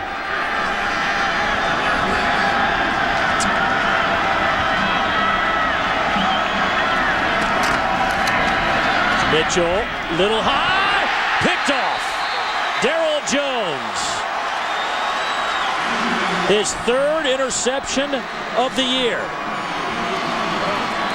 Well, this is a defense that they've got good players on every level of the defense, the line, the linebackers, as well as the secondary. And Darrell Jones is a first-year transfer from the rival Northeastern, who dropped their program. But you talk about a group of defenders that are always in the right spot. Right there. Darrell Jones, the tip drill, and he finishes things off.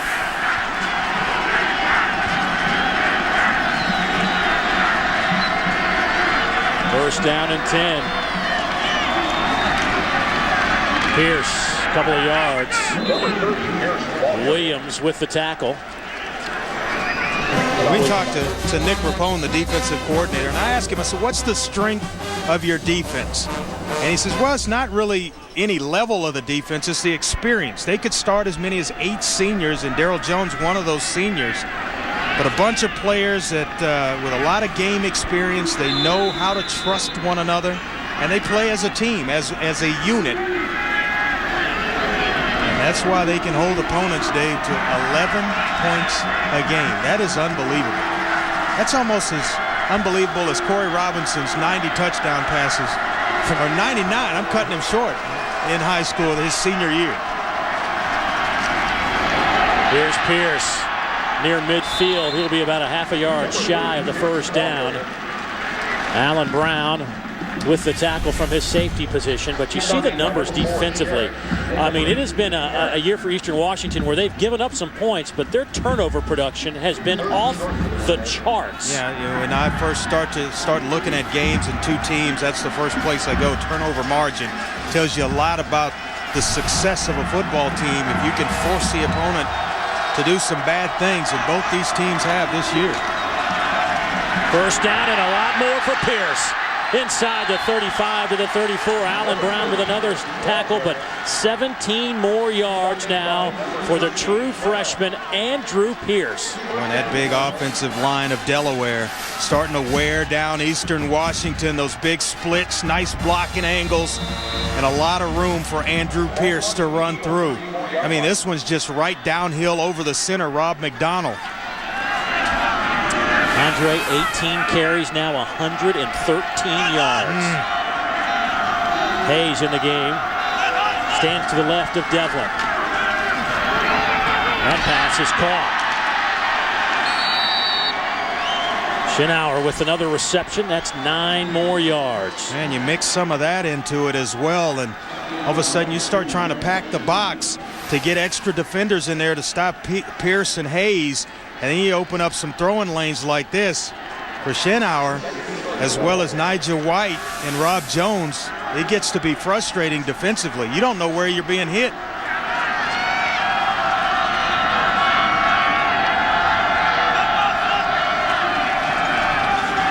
Here goes Hayes off that right side. He'll have the first down about the 22-yard line. I'd equate this to a good boxing match. When a guy gets cut and the eye swells up, you don't see the punches coming. That's what's happening right here with Delaware to this. They're inflicting this on this Eastern Washington defense. You got a nice mix of run between the two running backs. The offensive line's involved. You're getting hit there, and then when you think you see it coming, all of a sudden the outside receivers are hitting you as well. Nice stutter step by Hayes. He'll take it down to the 15. Give him 5 more. And just another pounded out drive by Delaware. I mean, there isn't a whole lot of fanciness. No. And it's just a nice mix. And you talked about not seeing deep passes down the field. Well, they don't have to right now. You know, they're having success running the football, and the short to intermediate passes are working. No need to start trying to force things. Stay as you are. Offensive coordinator for Delaware, Jim Hoffer, is former head coach at Cornell and Buffalo. Been very patient with this group. He knows time of possession is so big. That pass that went off Schenauer into the hands of Allen Brown, that was just the 3rd interception of the year for Pat Devlin. 14, now in his 15th game. He's thrown a lot of passes this season, but only 3 interceptions. That's another impressive statistic about Pat Devlin. His first one in the last 6 games, as a matter of fact. Pierce back in the game. He'll get the handoff. Stutter steps it to the 5. First and goal, Delaware. Well, that eye's starting to hurt. Getting hit in it, the right hand, and you don't see it coming. It's swollen. Boy, this is impressive, the way they're going about business right here. The Blue Hens is really having their way to start the second half. They had the turnover, but they get one right back, and back to business.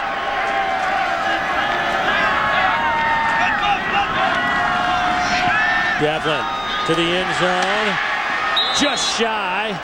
Pierce knocked out of bounds by the best defensive player in the FCS, J.C. Sherritt, who now has 11 tackles in this game. Well, watch where this football's thrown to Andrew Pierce. Right out in front, catches it, no wasted movement, and getting the football out and on time, a premium for Pat Devlin. He has got, if they go back to that same formation, he can quarterback draw and walk this into the end zone. Instead, he'll hand it off. David Hayes picks up the touchdown for Delaware. It's now 18-0.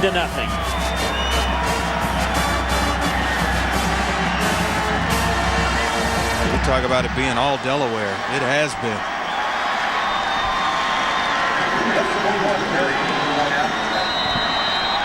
The combination of Pierce and Hayes. Sounds like a law firm. Pierce, Hayes, and Devlin. Point after on the way from Mike Perry is up, and it's good. Everything going their way. Wow. Been that kind of night for Delaware. 10 plays, 60 yards. Hayes from a yard out. Delaware looking oh so impressive. Can they hold on for a title?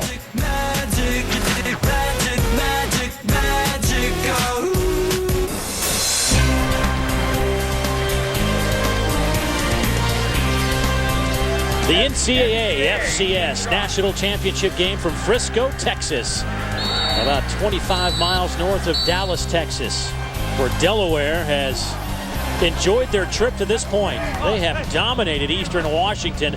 It is now 19-0 here at Pizza Hut Park. 331 yards for the Blue Hens, 73 for the Eagles. Well, Dave Neal along with Andre Ware and John Berger down on the sidelines. It's time to open some things up. Get away from the game plan a little bit. Whatever it is that you scripted coming in here, it's time to get away from it now. 7:12 left in the third quarter. If you're Eastern Washington, you got to up the tempo, spread them out a little bit, and let Bo Levi Mitchell go to work.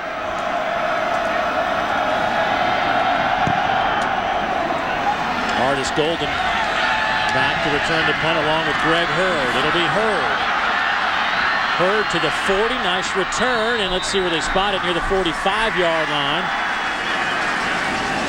29 yards on that return, and a good job setting up the Eastern Washington offense in decent field position. And an injured Blue Hen down on the field with 7:04 to go here in the third quarter.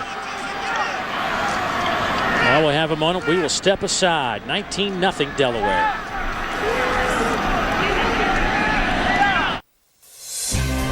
The NCAA FCS Championship, brought to you by Reese's, the perfect combination of chocolate and peanut butter.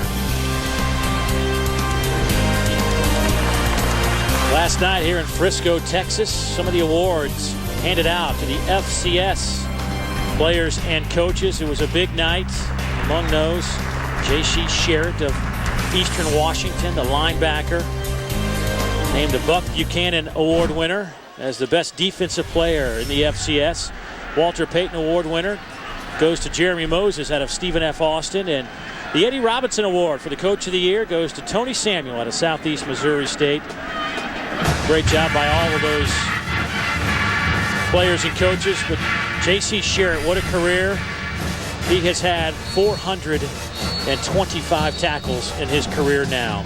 And right before we went to break, we saw Jake Justy, a defensive back, get hurt on this kickoff and just got twisted up. He got hit kind of from behind and his leg locked. They brought the stretcher out and he said, no dice. Yeah, courageous. I'm going to get back to my bench. So we will try to get an update on Jake Justy. But here, Eastern Washington with great field position to start. Pass caught. Brandon Kaufman at the 45. That'll be good enough for a first down. Give him 11 yards. There it is. You know, you open it up and start going to your playmakers, and Brandon Kaufman, certainly one of them. But I think you got to abandon the game plan now. You need scores, you need them in a hurry, and you need to build some confidence in this offensive unit.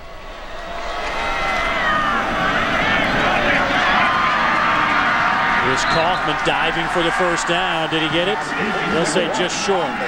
Give him 9. Anthony Walters pushes him out of bounds, but we're beginning to see Kaufman get more involved in this offense. Yeah, and Kaufman leads them in touchdown receptions with 13 this season, so keep hitting him underneath. Watch for a hitch and go sooner or later.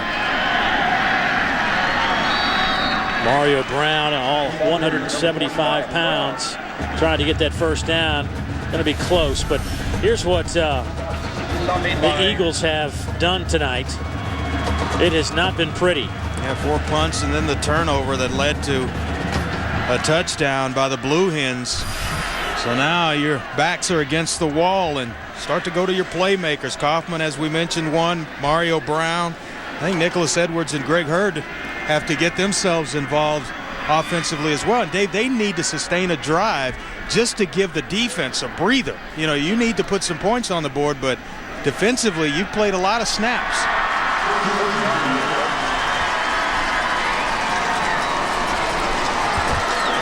Touchdown here certainly will bring Eastern Washington back to life. This has been a club that has trailed in many of their games. They have had to really rally in the fourth quarter numerous times this year. But they have found a way to win 10 consecutive ball games. Bo Levi Mitchell dancing around, and a big hit. Lamonte stayed on his feet, but Walters came up from his corner spot and just went helmet to helmet with Lamonte, a loss of 2. Well, they line Anthony Waters up just about anywhere, and he is a good-looking athlete at 6'1", 200 pounds from Philadelphia, Cardinal O'Hara High School. But they can line him up anywhere in the secondary. The coaching staff, Nick Rapone, said we can play him at all 4 spots in the secondary, and he wouldn't miss a beat. Well, there have been a lot of big-time collisions in this championship game. 4-man rush. Pass caught. Tyler Hart near the 30, but that's 6 yards shy of the first down. Let's get an injury update from John.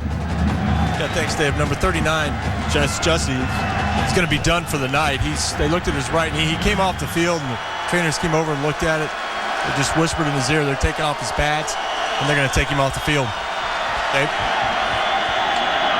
Certainly hope that young man can rebound from that injury. Just a true freshman out of Neptune, Florida. 3rd down, and let's call it 6. Mitchell steps up in the pocket. Throws on the run. Did he cross the line of scrimmage? Oh, it's close. I thought he crossed. But that's when you get north and south. He breaks the pocket, and he has some room in front of him. And instead of going up the field towards the first down marker, he went east and west. And then tried to dump it off to Mario Brown. Got to go for it here on 4th down and 6. They were in this same position in the semifinals late in the game, leading by 5, and they went for it, picked up a touchdown.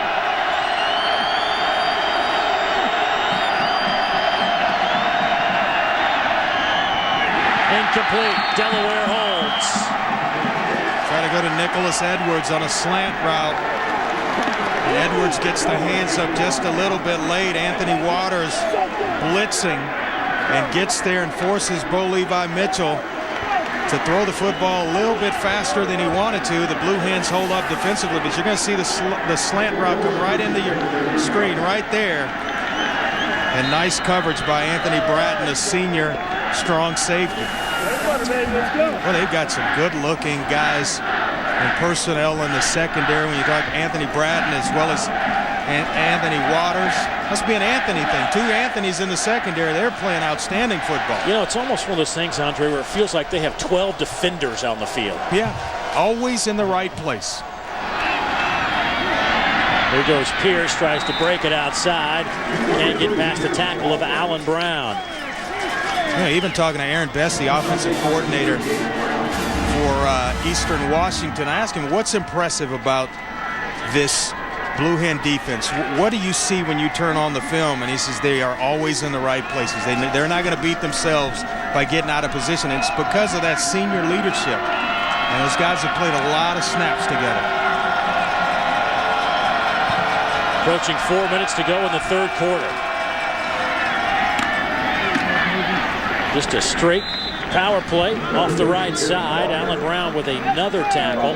5 yards on that carry for Pierce. Now ESPN's coverage of bowl season will continue Sunday night with the Kraft Fight Hunger Bowl as Colin Kaepernick and the 15th ranked Nevada Wolfpack face Boston College in their rugged defense. Can Nevada's potent offense crack the Eagles' stingy D? The Kraft Fight Hunger Bowl on ESPN Sunday at 9 o'clock Eastern. The game also available online at ESPN3.com and on your phone. Devlin on 3rd down, going deep for the first time tonight. Batted in the air and incomplete. Looking for Nigel White coverage from Matt Johnson, the All-American. And Nigel White did a nice job for a young receiver of turning defensive back. This ball's thrown inside. Matt Johnson is going to have a chance to pick this off. You see the switch route. He goes outside. But right here, he realizes that Matt Johnson's in better position than he is. You see him right there making sure that the defensive back doesn't come away with the football. Nice play by Johnson. That punt nearly blocked. Fair catch taken by Alante Wright. A 43-yard punt. Great hang time. No return. 3:18 to go in the third quarter. Delaware leading Eastern Washington 19-0. Delaware leading Eastern Washington 19-0 in the third quarter. Time for us to head down to the sidelines, check in with John Berger, who has a very special guest, an ambassador to the FCS title game. I'm here with Everson Wallace, former Dallas Cowboy and FCS ambassador to championship weekend. Tell us what it means to be the ambassador to championship weekend. You know, you got to go around and slap a lot of backs and shake a lot of hands. But the most important part is to be able to let the teams know that, you know, you've been here. You know, I've been here myself. I was here in 1980 championship game, Boise State, Grambling State University. And I know where they're coming from. I know what the players are feeling leading up to the game and how excited they are to really show what they can do on a nationwide level. You know, we've been ignored. These small schools were ignored all year long. We finally get a chance to be on national TV. And I just wanted to let them know that this is their time and that I've been through it and I know what they're going through. You played at a small school. What is it like, or what does it take to go from a small school to the NFL? What would you tell these kids that are playing on this level? You know, I know what happened with me.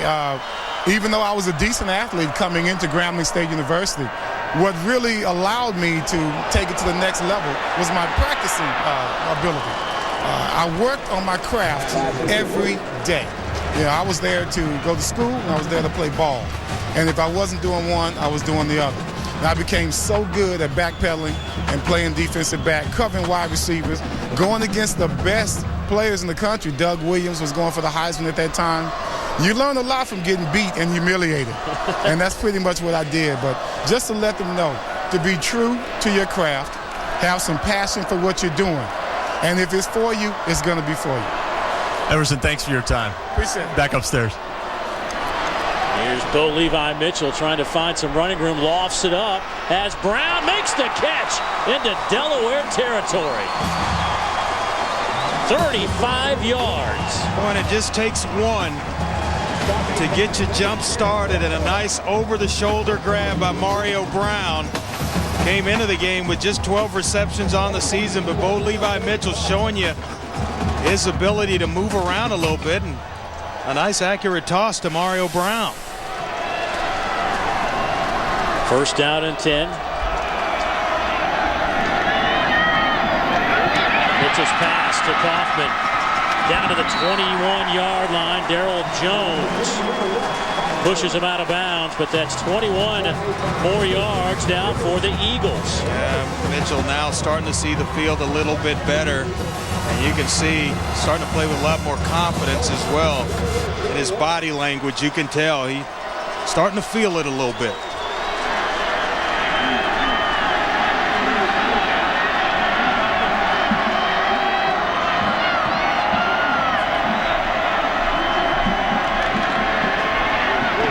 Brown tripped up.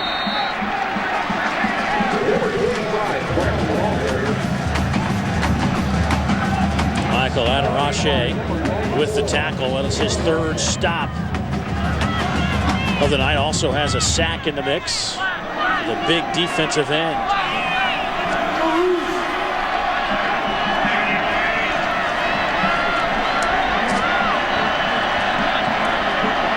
Mario Brown in the backfield with Mitchell, who will throw. Here's Kaufman, spins it back. Give him 6. Touchdown, Eastern Washington. 22 yards on the play. Woo!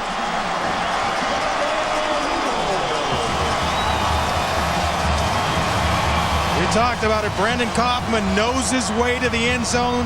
Now his 14th touchdown reception on the season. And right back in this football game is Eastern Washington. Slant route right here to Kaufman. Put that foot in the ground and turn, change pace, and then go back out the back door. And a nice little dive to the end zone. Anthony Waters tried to get there, but unable to do so. And Eastern Washington, Dave, will make it a ball game. Gonna go for two here. Off the far hash mark. Brown in the game to the left of Bo Levi Mitchell. That play clock dips under 10. Plenty of time. And only 10 guys. Eastern Washington, that's their first charge of the second half. Well, there are only 10. Looked like Eastern Washington was trying to run a guy on the field. They only had 10 players on the field. Bo Baldwin certainly letting whoever that player was know he needs to pay a little bit more attention. Andre, let's go back and take a look at that touchdown. Yes, Brandon Kaufman right here, nice slant route. And he gets inside, and then he's going to stick his foot in the ground right there. Change direction, and in the end to the end zone. And I'll tell you what, a well-thrown football from Bo Levi Mitchell as well. Kaufman has at least 4 receptions in every game except the semifinals, or excuse me, the quarterfinals against North Dakota State when he didn't have a catch. Other than that, he has been a big play guy all year. 5 catches, 70 yards, and a touchdown tonight for Bo Baldwin and the Eastern Washington Eagles. Bo Baldwin, the head coach, Aaron Best, the offensive coordinator, running what they term a spread gun offense. Trying to go for 2 here from the left hash.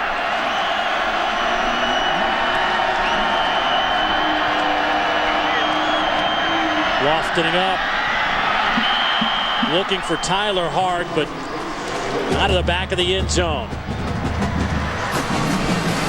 19-6 our tally. 1:48 to go in the third quarter. That was a big score for the Eagles, just mentally, to stay in this game. Make sure to visit NCAA.com, where you will find information for all 88 NCAA championships, student-athlete profiles, and facts about your favorite school. NCAA.com, your online home to the NCAA championships. And there, Bo Baldwin going for it going for 2. He's thinking 2 touchdowns, 2 two-point conversions, and then all he'll need is a field goal to tie it up.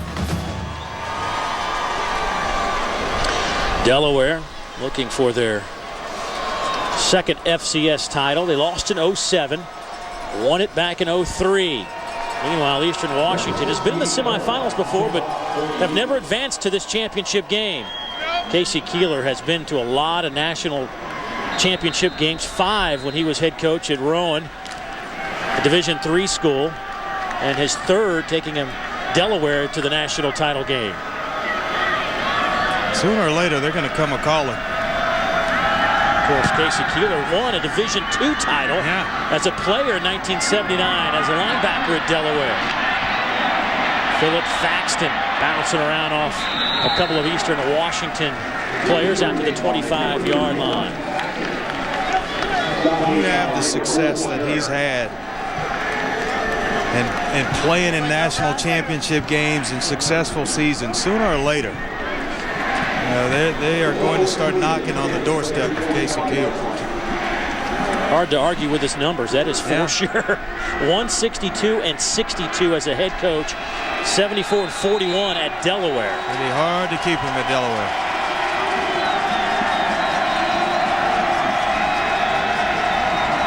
Pierce splits out wide to the near side. Devlin nearly picked off by J.C. Sherrod, who already has 3 interceptions in 2010. Schinauer, the intended receiver. Came into this game with 158 tackles, so he knows his way around the football.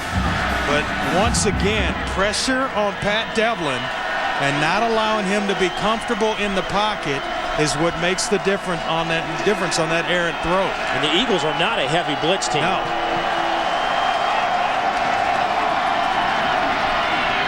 Here's Pierce. Eastern Washington does a nice job containing Andrew Pierce. Gain of only 3, so now you're looking at 3rd and 7.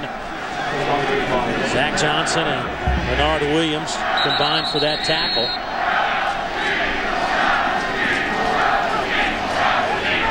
Looks like we got a cramp. Gino Gradkowski. Probably a little warm for both these teams. Well, I was in Texas weather.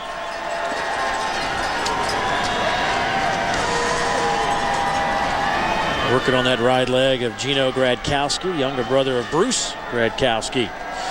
Well, Monday night, ESPN delivers the marquee event of the college football season, the Tostitos BCS National Championship, where the top 2 teams will battle for the ultimate prize. Can Heisman Trophy winner Cam Newton complete one of the greatest individual seasons and give Auburn their 2nd national championship? Or will Oregon's dynamic offense, led by running back LaMichael James, run away with another win and their 1st national title? Number 1 Auburn and number 2 Oregon in the Tostitos BCS National Championship on ESPN Monday night at 8 o'clock Eastern. Of course, Heisman Trophy winners that have gone on to win a national title. That is what Cam Newton is trying to do. Mark Ingram did it. My man Tony Dorsett, 1976. Charles Woodson. Can't overlook my boy Charlie Ward. Yes, who now resides in my hometown of Houston, Texas. Grew up in Thomasville, Georgia. But, you know, the impressive thing about Cam Newton is that when you watch him play, doesn't he just make it look easy? Yes. I know it's not that easy, but he certainly makes it look just flat out easy. Here is Gino, transferred in from West Virginia. All CAA offensive lineman. Boy, this offensive line as a whole gives us a chance to talk about these guys. They have done an outstanding job. Road graders. They just moving people. Getting away, and they just move you off the offensive line. And you know, their last 2 playoff games, Dave, they finished it 11 runs and 12 runs respectively to finish the game. And that's where they want to get to a point when they're just running the football to kill the clock, and they can do it behind that group of offensive linemen. 37 rushes, 186 yards for Delaware. Eastern Washington, 17 rushes, 27 yards.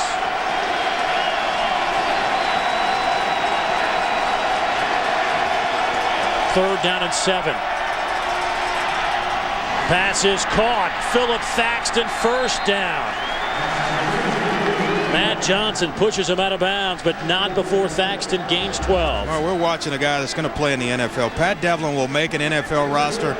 You know, it depends on how he grades out throughout the process, but a guy that has everything it takes. Size, 6'4", 222 pounds, and he can bulk up a little bit more. But you're talking accuracy.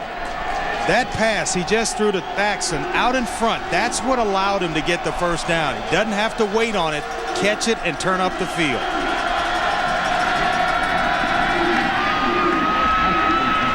Pierce out of the 45 to the 46. You know, while we're talking about Devlin, you know, this is a guy that has all the tools in the world, and I think what his best tool maybe is the one that's on his shoulders. Yeah. He understands the game. He doesn't force when you watch game tape from him like we have the last couple of weeks, he never really forces a ball into a bad area. You watch him go through his reads and his progressions, and he knows exactly where everyone is. And then to be able to process it where you eliminate and get from one to the other, and then the ball still comes out on time, it's amazing to watch him operate. About a yard for Pierce.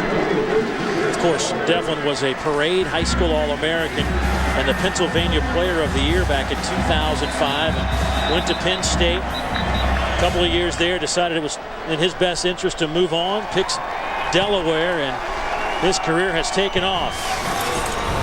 Playing for a FCS National Championship. Right now, the Blue Hens out in front by 13, 15 more minutes to play.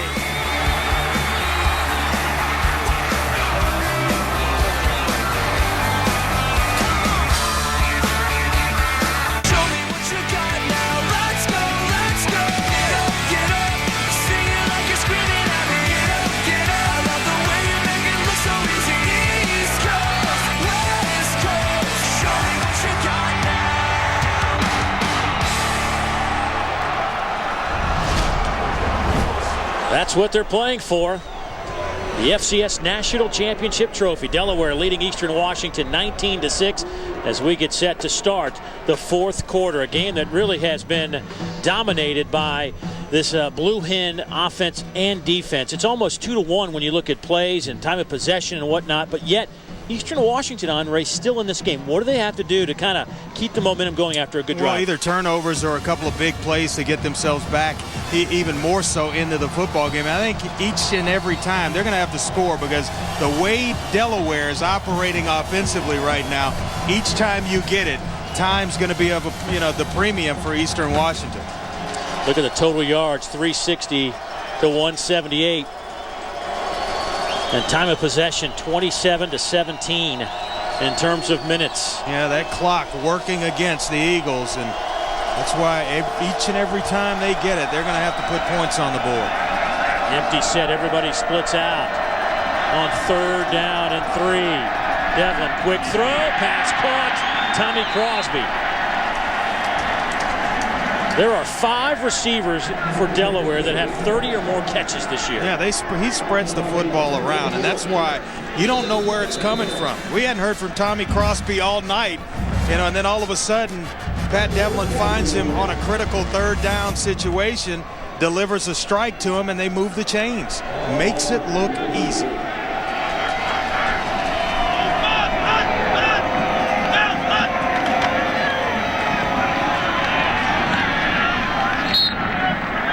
Gain of 4 by Pierce.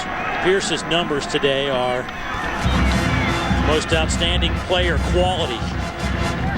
145 yards on the ground now on 26 carries. Yeah, and then he goes back to Pierce. It's like, oh yeah, we haven't forgotten you, Andrew. Get you back in there behind that big offensive line, let you go back to work. And he is a workhorse. Yeah. Over 300 carries this year.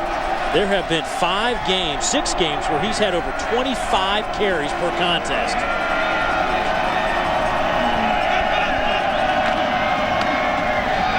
This time, not working. Bernard Williams said, enough of this. His 2nd tackle for loss. Back him up 5 on the great play from the defensive tackle. Yeah, great job of getting penetration. He's going to get right up the field here. And just watching things, watches the play at the top of the mesh point, sees Pat Devlin hand the football off to Andrew Pierce, and then does a nice job of getting Andrew Pierce on the ground. Well, here's another 3rd down opportunity for Eastern Washington to get off the field.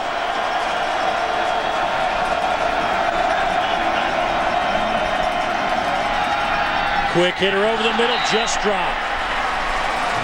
Schinauer just dropped the football. The middle of the field was wide open. Yeah, it's because they brought pressure. And Schinauer does a nice job of getting himself open. You see the pressure coming from the outside. J.C. Serrett and another linebacker as well. And so there's a lot of room in which to work. If Schinauer is able to catch this football, he's going to pick up the 1st down.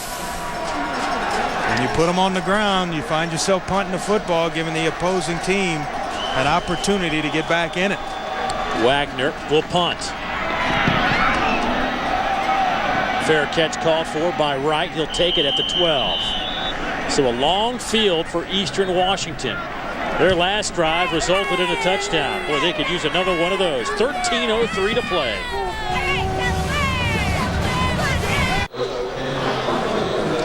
Delaware fans having a good time here in Frisco, Texas.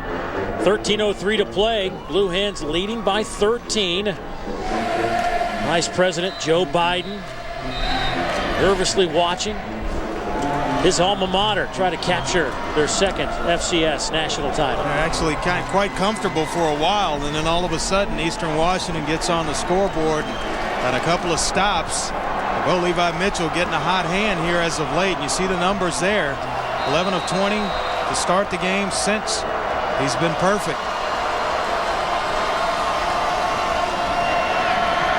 At the 12-yard line, Mitchell, quick throw. Kaufman, another spin move. First down to the 29-yard line. Darrell Jones with the tackle. That's 18 yards for Kaufman. How about the big fella at 6'5", 205, looking like a little scat back out there. I'll tell you what, he's got some nimble feet, doesn't he? Look at this. Little hitch route and shoulder shake. Ooh. It forces Anthony Waters, who's locked up man-to-man on him most of the night, to miss a tackle.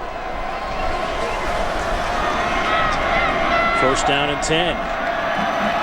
Three-man rush. They'll swing it near side. Lamonte. Hit at the 33, gain of 4. Kyle Hunt.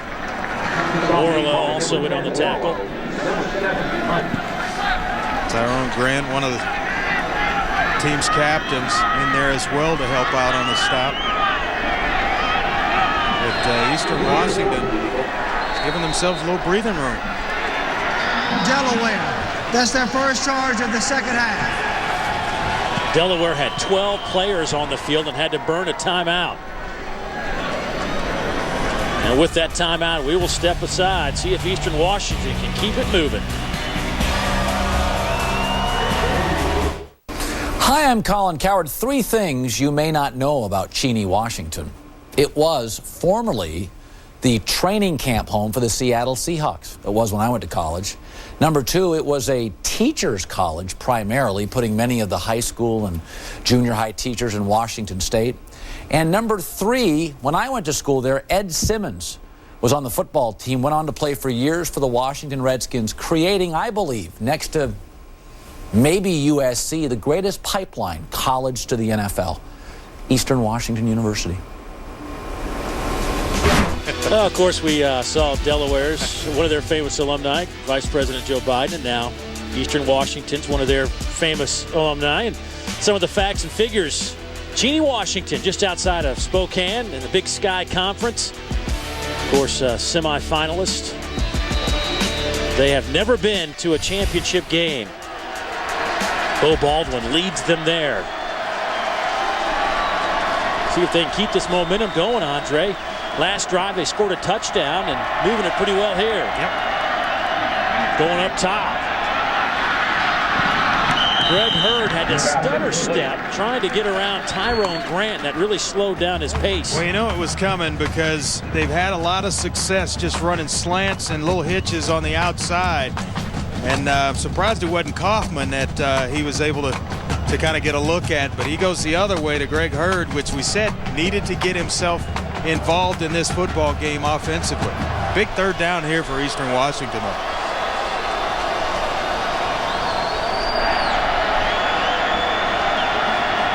Third down and 6. Bo Levi Mitchell out of the shotgun. Pressure comes. He sees it, feels it, throws it, first down. How about answering the bell? 12 yards to Greg Hurd. At the sophomore out of Tacoma, Washington, slant route. They pick up the blitz to give him the time. They leave one guy for Bo Levi Mitchell. That's your man right there. And you got to beat him with a throw. Get it out fast enough to beat Chris Morales. This time right through the hands of Hurd. It was there. Boy, those are the frustrating ones. He makes a tough catch and then comes back and hitch route, trying to get an easy 5-6 yards. Got to bring that one in. Once again, Bo Levi Mitchell started 19 games at SMU down in Dallas. Transfers to Eastern Washington. Comes back home from Katy High School in Katy, Texas. Here's Brown. Bounces off the first hit. Tyrone Grant. That's a gain of only 3. All you're trying to do there is just pick up enough to get it to third down where you can really manage the situation and move the chains. About 11 and a half minutes left here. And they need to get themselves some more points. At least a field goal, Dave, on this drive.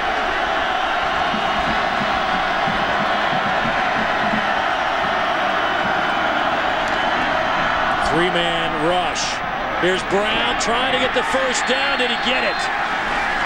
Out over the 40, inside the 45. That'll be Well, that's going to be close. That is right on the yellow line. Tyrone Grant was there to make the hit. How about the presence in mind of Bo Levi Mitchell? He pulls it down as if he's going to run the football and then finds Mario Brown out in front and just get it to him. Find a way to get it to him. He's going to have the first down. I think this is going to stand. He'll move the chains here.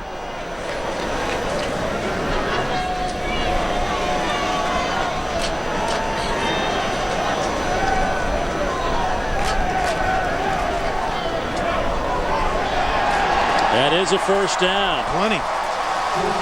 Nice play from Mario Brown, the true freshman running back, with the extra effort to keep the drive alive.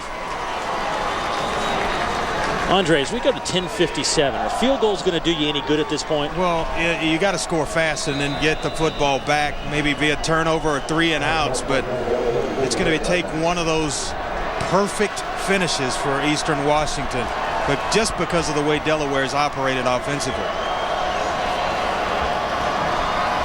First down and 10. Bobbled snap. Here's Mitchell.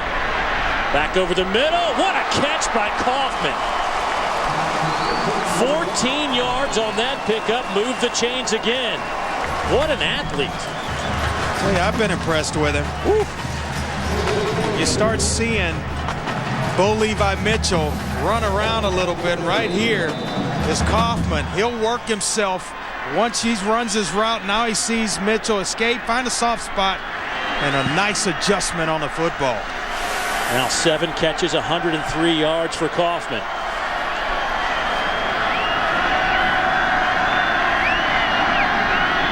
Quick throw. Nicholas Edwards will get a couple out of that. Now Eastern Washington, 10-game winning streak. They have rallied from behind numerous times this year for victories. They have been in close ball games all season long. They've won 6 games by 7 points or less. This is nothing new for Bo Baldwin and the Eagles. Need to get in the end zone in a hurry or get some points in a hurry right here. A little bit too much time being taken. Play clock to 10. Game clock at 9:37. Little wheel route. Brown dropped it. Oh, he was there for the first down and just dropped it. I tell you what, I don't know if he'd have gotten himself to the end zone, but he certainly would have picked up the first down and then been able to get out of bounds to stop the clock. It's going to stop with the incompletion anyway, but boy, what a nice job by Bo Levi Mitchell. We talked about Pat Devlin surveying the field. He went from the left to the right and then found a safety valve in Mario Brown. Just got to make that play.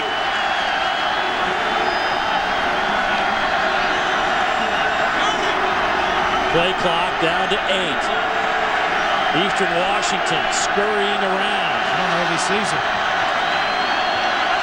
They get the snap off just in time.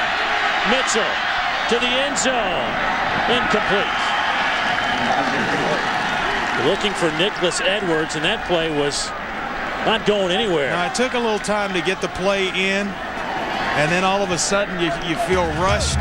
It didn't come off the way you wanted it to, didn't develop the way you wanted it to, and now you find yourself in a 4th down situation. 3rd down, you're just trying to get a little bit of it, any positive yards.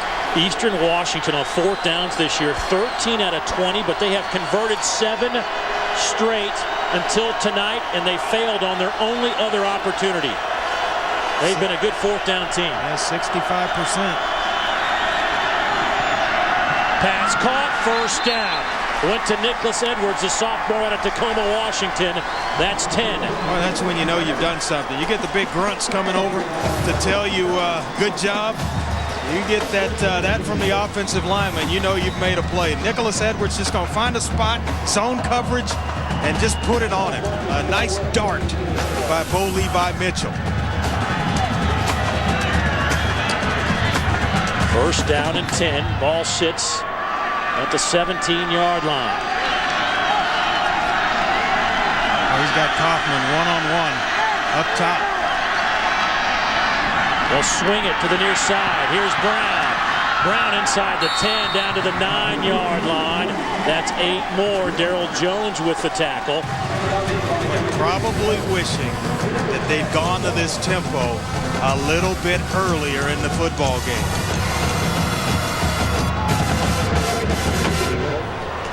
You know, with Taiwan Jones at running back, who's a home run hitter, big play guy, they become more of a singles operation offensively without Jones. And it has worked well on this drive. Over the middle, touchdown! Nicholas Edwards from 9 yards out, and we got ourselves a ball game here in Frisco. What a big throw. And they choose to go zone. Edwards right up the gut, splitting the safeties. And Bo Levi Mitchell, as he passes the linebackers, puts the football on him. Really didn't give the defense time to even react to make a play. Here comes Colin Cowherd's Eagles. The pipeline to the NFL, other than USC, right? This point after from Mike Jarrett is up, and it is good. It is a 6-point contest with 8:16 to play. Bo Levi Mitchell coming home and looking good. Magic, magic, magic, magic, magic, magic. The NCAA FCS Championship is presented on ESPN by Enterprise Rent-A-Car. We'll pick you up. And in part by the Capital One Venture Card. What's in your wallet? Delaware is giving up 11 points a game this year. Eastern Washington has just struck for back-to-back touchdowns to make it a 6-point contest. Remember Delaware on their first touchdown, their opening drive went 80 yards, and they missed the point after. Thus we have a 6-point game. But Andre Bo Levi Mitchell has become a different quarterback before our eyes here in the last hour and a half. Yeah, he started the game 11-20, and then he's just caught fire. Second half alone, he's 18-26 and over 200 yards, 2 touchdowns, and an interception. It's been a totally different Bo Levi Mitchell here in the second half. Now, Eastern Washington's going to need their defense to stand tall with 8:16 to play. Kevin Miller will kick it off. Philip Thaxton to the 25 and stop there. Time for us to get a Sports Center right now. Let's check in with Dari. The Rockets got to pick it up, Andre. Let's go. They've been playing pretty good, and all of a sudden, as of late, tough.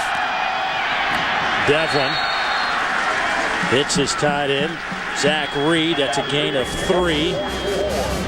Clock continues to work, 7:57 and counting. And best thing Zach Reed did there was to keep himself in bounds, keep the clock running. But right now, all you need is the football back. There's plenty of time. The touchdown makes it a different animal for Eastern Washington.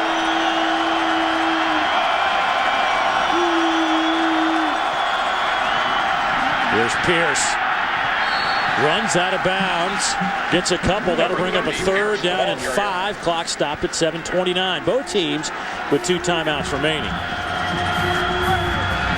Plenty of time in this football game. Grant Williams actually had a chance to hit Andrew Pierce in the backfield. Swung and he missed, and here's a big-time 3rd down right now. Coming into the game, they were 47%, which is unbelievable on the season on 3rd downs. 5 out of 11 tonight are the Blue Hens. 3rd and 5. Devlin hit and dropped.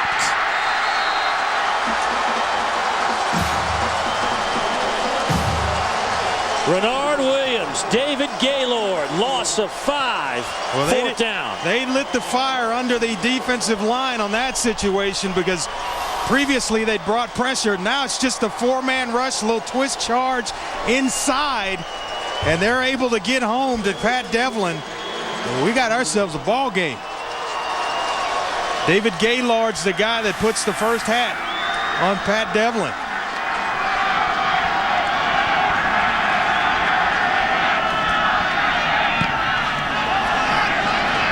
Lamonte Wright will field the punt at the 35 and tripped up there. Nice special teams tackle from Anthony Bratton. 6:13 to go. Going to be a lot of fun here in Frisco, Texas. Stay with us.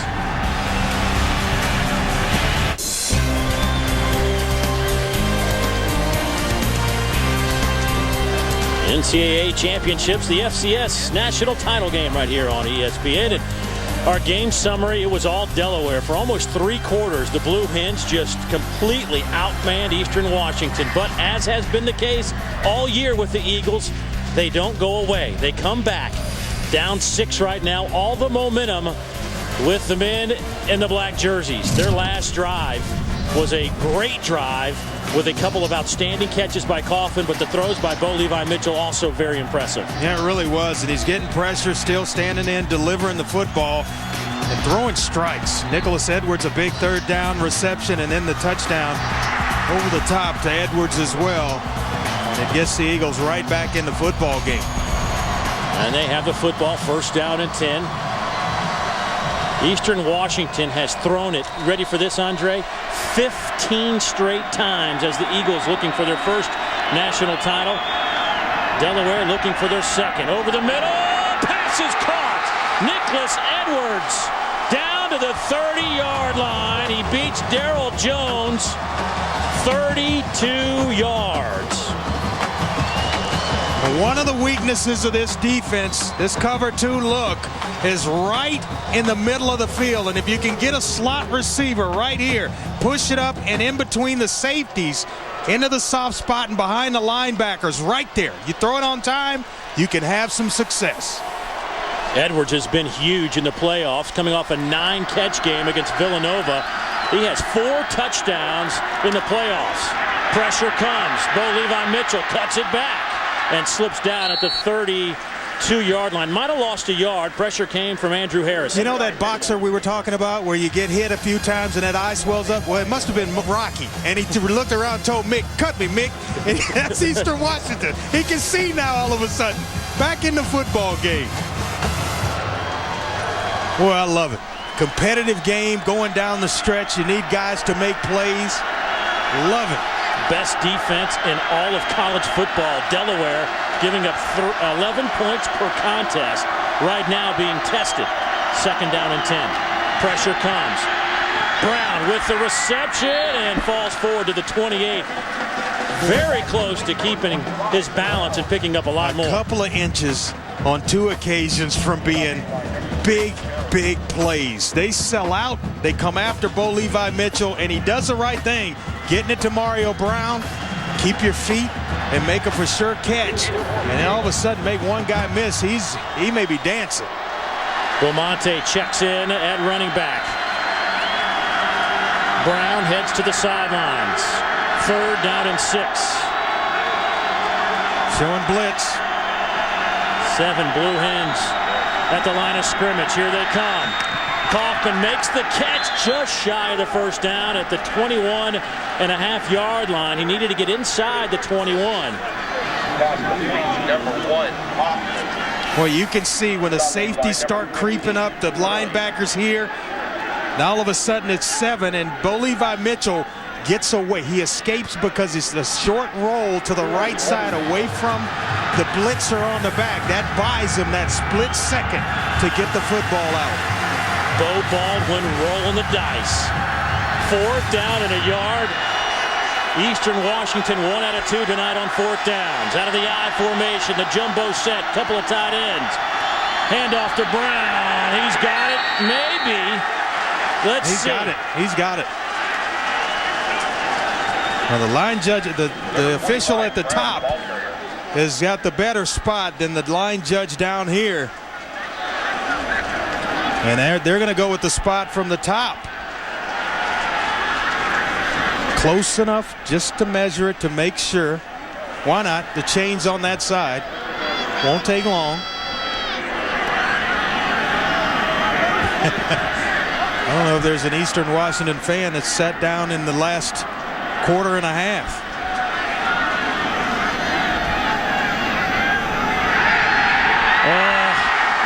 About half a football.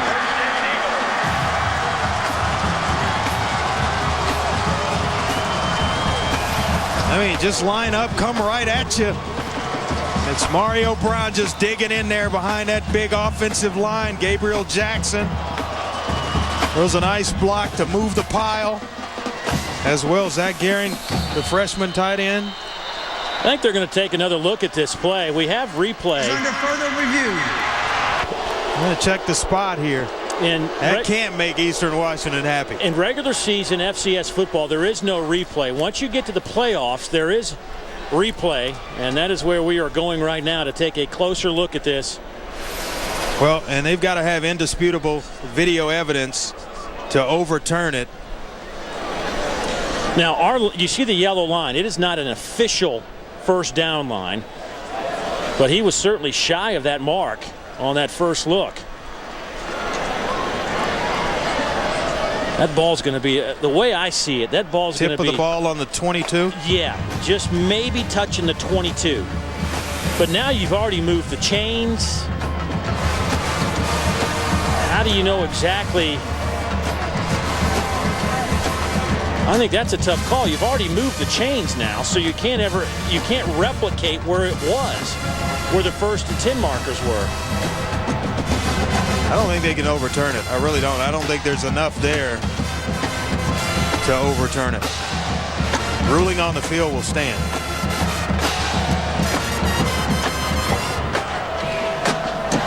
My point is, though, you've already moved the chain, so you can never get it exactly back where it was, to where the 1st and 10 chains were. So you're just now guessing if it was or wasn't a first down. That's why it's my belief that it'll stay, you know, as the ruling on the field and where they spotted it originally. Check it out. Let's take another look at it. Certainly, you know, he's got it kind of cradled in his stomach here. Almost loses it. After further review, the forward progress spot was at the 22-yard line. We will respot the ball and measure. See, but now they've moved the chains, though.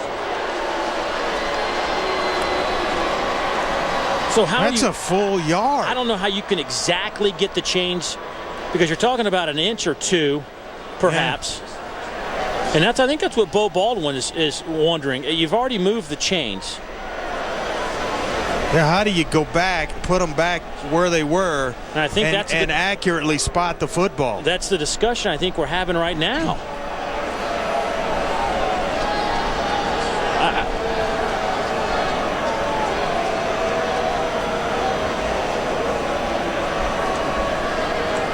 This is tough.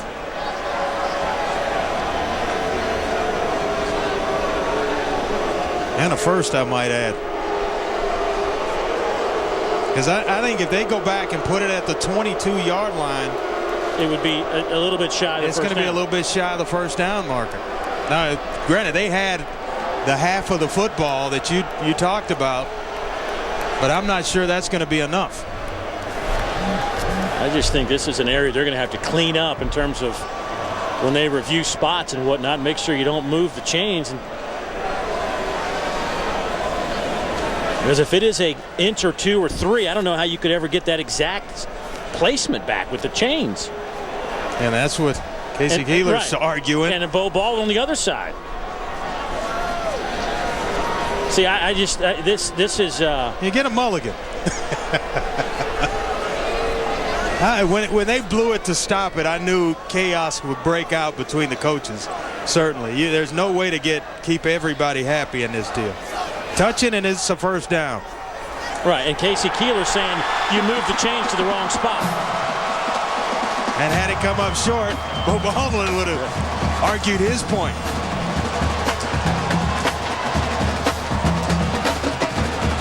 I think it kills momentum too. You know, if you're Eastern Washington, you have that emotional rush, and then something like that happens, and then all of a sudden now you got to try to ramp it back up to get started again. Well, Casey Keeler having a nice little discussion with our referee, Rodney Burnett. Secretary timeout. Well, Casey Keeler is wanting them to. Because it's a ball game. He's talking about this is potentially the ball game. A ball game right here.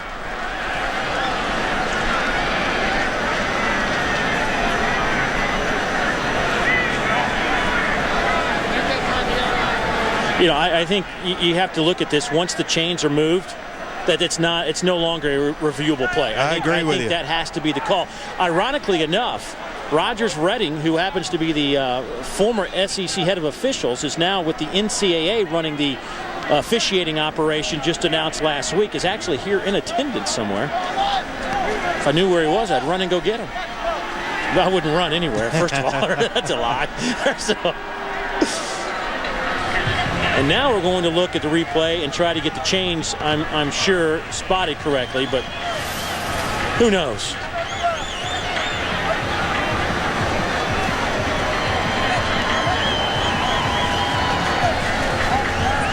It looks short there because the ball's not extended. But it's just too hard to tell, and I think the right decision would have been that the ruling on the field stands. Because you're at that point in time, you're guessing. There's not enough evidence to really make an accurate spot. So you leave what was called on the field in play.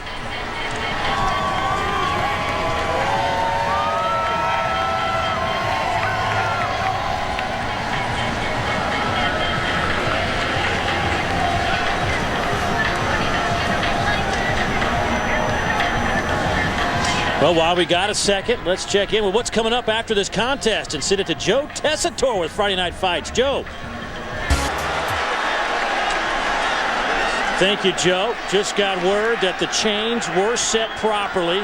Casey Keeler cannot believe it, but there's not much he can do about it now. Eastern Washington loves it. They've got a 1st down and 10 from the 22-yard line. Well, let's play ball.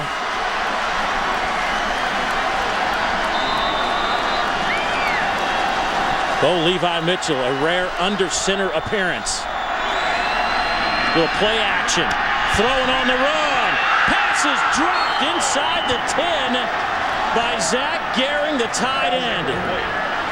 At worst, it would have been 1st and goal from the 5. Well, and if he throws it on out there, Gehring's going to walk into the end zone. You talk about a couple of opportunities and drop passes. What a welcome.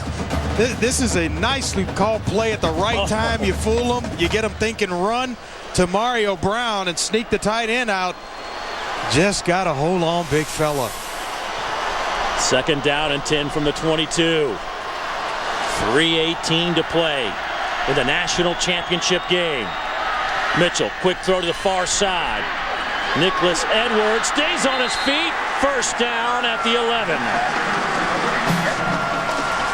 This is what Casey Keeler was arguing his point, because of the momentum shift and the way that Eastern Washington's operating right now. Bo Levi Mitchell feeling it, stays in bounds, and picks up the 1st down. And they can pick up another one, Dave, just inside the 1-yard line. Under 3 minutes to play. Boy, here's the blitz. Blitz is coming. You see it here, coming off the edge. Mitchell to the end zone. Kaufman, touchdown! Eastern Washington from 11 yards out.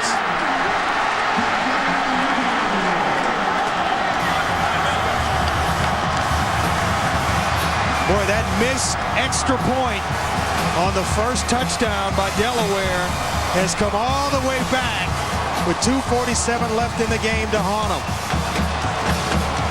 Bo Levi Mitchell has put on a show here in the 2nd half at quarterback for the Eastern Washington Eagles. Oh, you think Mama brought up some home cooking from Katy, Texas? Mike Jarrett with a huge extra point. He gets it done. Eastern Washington has rallied back to take a 1-point advantage with 2:47 to play in the FCS National Championship game. A lot of time left in this football game. It has been nothing but touchdowns the last 3 possessions for Eastern Washington. Brandon Kaufman with his 14th and 15th touchdown receptions of the year.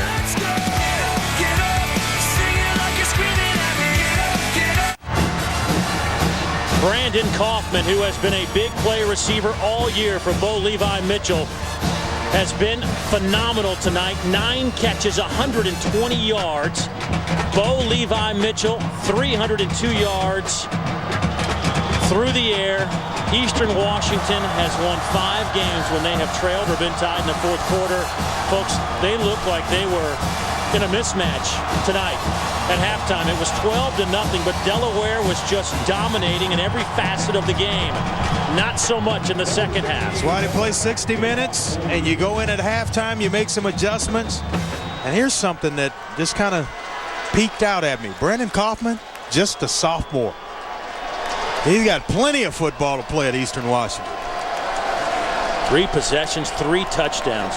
Bo Levi Mitchell, 29 of 43, 302, 3 touchdowns. Thaxton will take it inside the 5. Thaxton to the 25 and hit there. 2:38 to play. Well, Pat Devlin needs to find that rhythm right now that he was in earlier in the football game.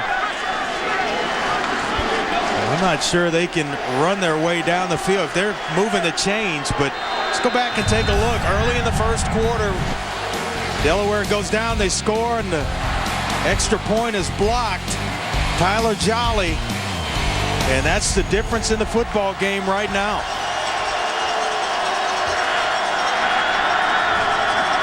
Empty set. Devlin. Pass caught. Tommy Crosby will pick up 10. Actually, they'll spot him about a yard shy, closer to the 35. He'll be a yard shy of the first down, so the clock continues to move. 2 timeouts for Delaware. And every time they pick up a first down, clock's going to stop to reset the chains. That pass is incomplete at the 40. Nigel White hit right as the ball got there. Jesse Hoffman loves a little contact. Serve it up for the holidays. The scoreboard says 2 timeouts for Delaware. I think they only have 1. They didn't have enough men on the field earlier in the half. Then they used a timeout a moment ago with the chain situation. I'll get an update on that as Devlin tries to go forward, and he might be denied. J.C. Sherritt now with 15 tackles in the contest. Yet another 15 tackle game for the FCS Defensive Player of the Year. He's been all over the field tonight. They've used him in a lot of different ways and blitzed him off the edge. He's been able to get home. Just getting word that is a first down, but the officials credited Delaware with a timeout that they took during that whole chain situation because they actually did get the call correct. They respotted the ball. Although it still didn't burn the timeout. So they didn't burn the timeout, so they got one back.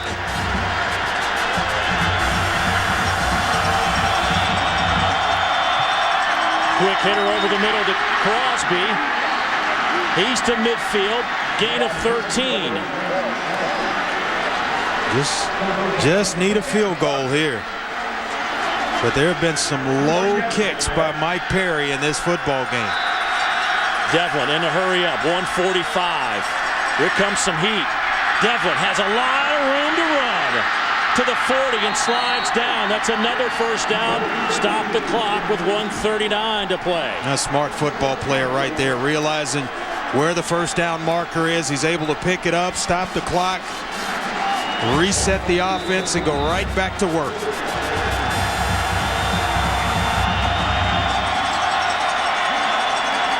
Low snap. Devlin batted in the air and incomplete. David Gaylord gets a paw on it. The old ex-quarterback, now defensive end. That's not the worst thing that could happen in this football game for Delaware, because it stops the clock. You don't have to burn a timeout. It's like spiking the football.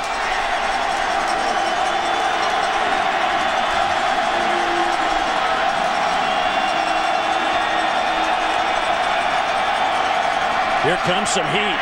Devlin dropped at midfield.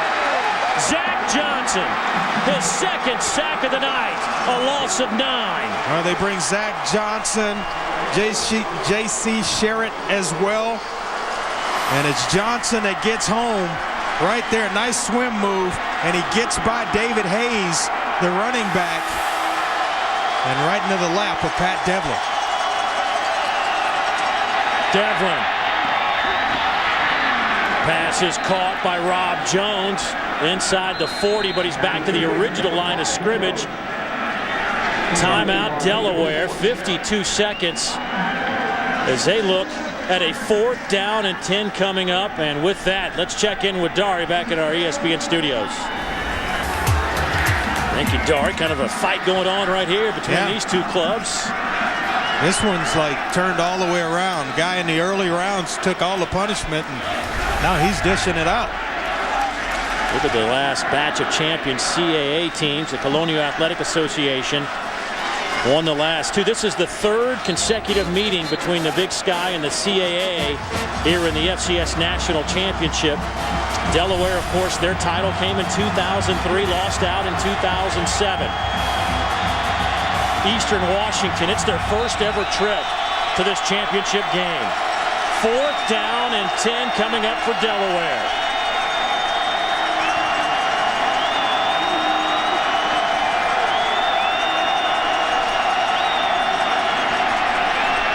Over the middle, pass is caught, but shy of the first down. Eastern Washington will get the football.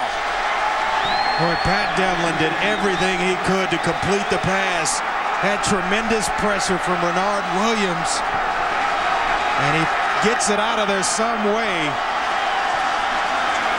But just short, and what a comeback it has been for Eastern Washington. What a comeback it's been for Bo Levi Mitchell as well. Here's a replay of the 4th down play. Well, they bring the heat, Sherritt and Johnson, but it's Williams that gets there.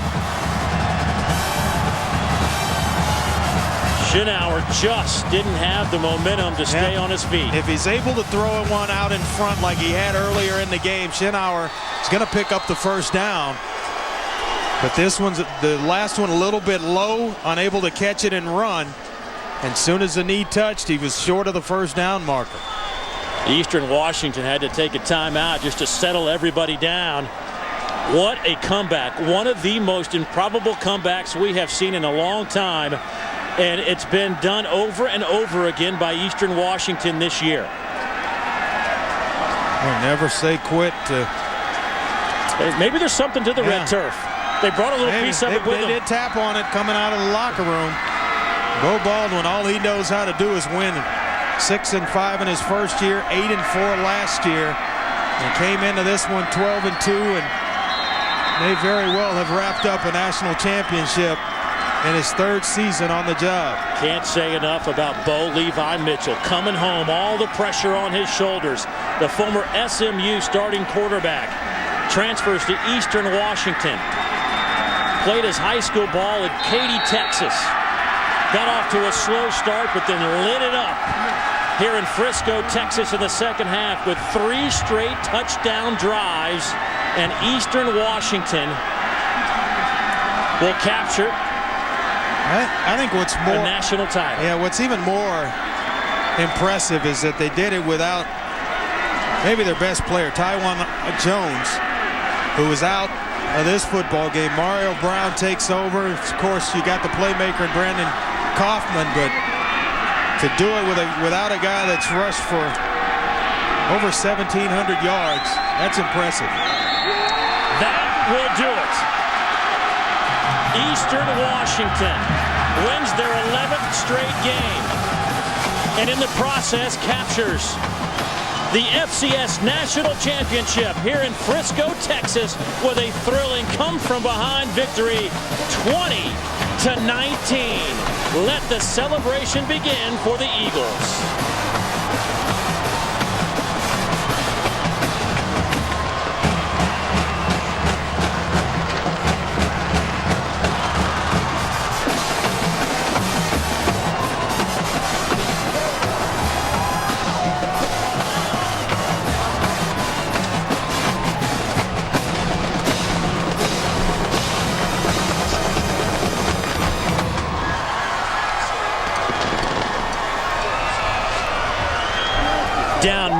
18-0, Andre.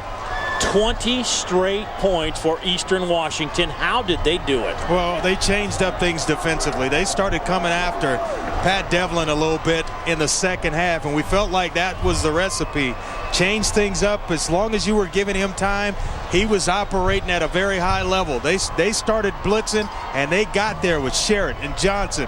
Williams turned his game up. It was a different defense for Eastern Washington in the second half of this football game, certainly. Pat Devlin, 22 out of 34, 220 yards. Bo Levi Mitchell, 29 of 43, 302 and 3 touchdowns. Andrew Pierce with 142 yards on the ground and a touchdown. But this was an offense that opened it up in the third and fourth quarters for Eastern Washington behind Bo Levi Mitchell, who has to be thinking this is surreal. Kind of changed their approach as well offensively. I mean, they went strictly to the pass. You mentioned at one point they'd thrown the football 15, 16 consecutive downs, and Bo Levi Mitchell got the hot hand, started completing them, moving it around to Kaufman and Edwards, and all of a sudden the momentum shifted and it never went back to that Delaware sideline.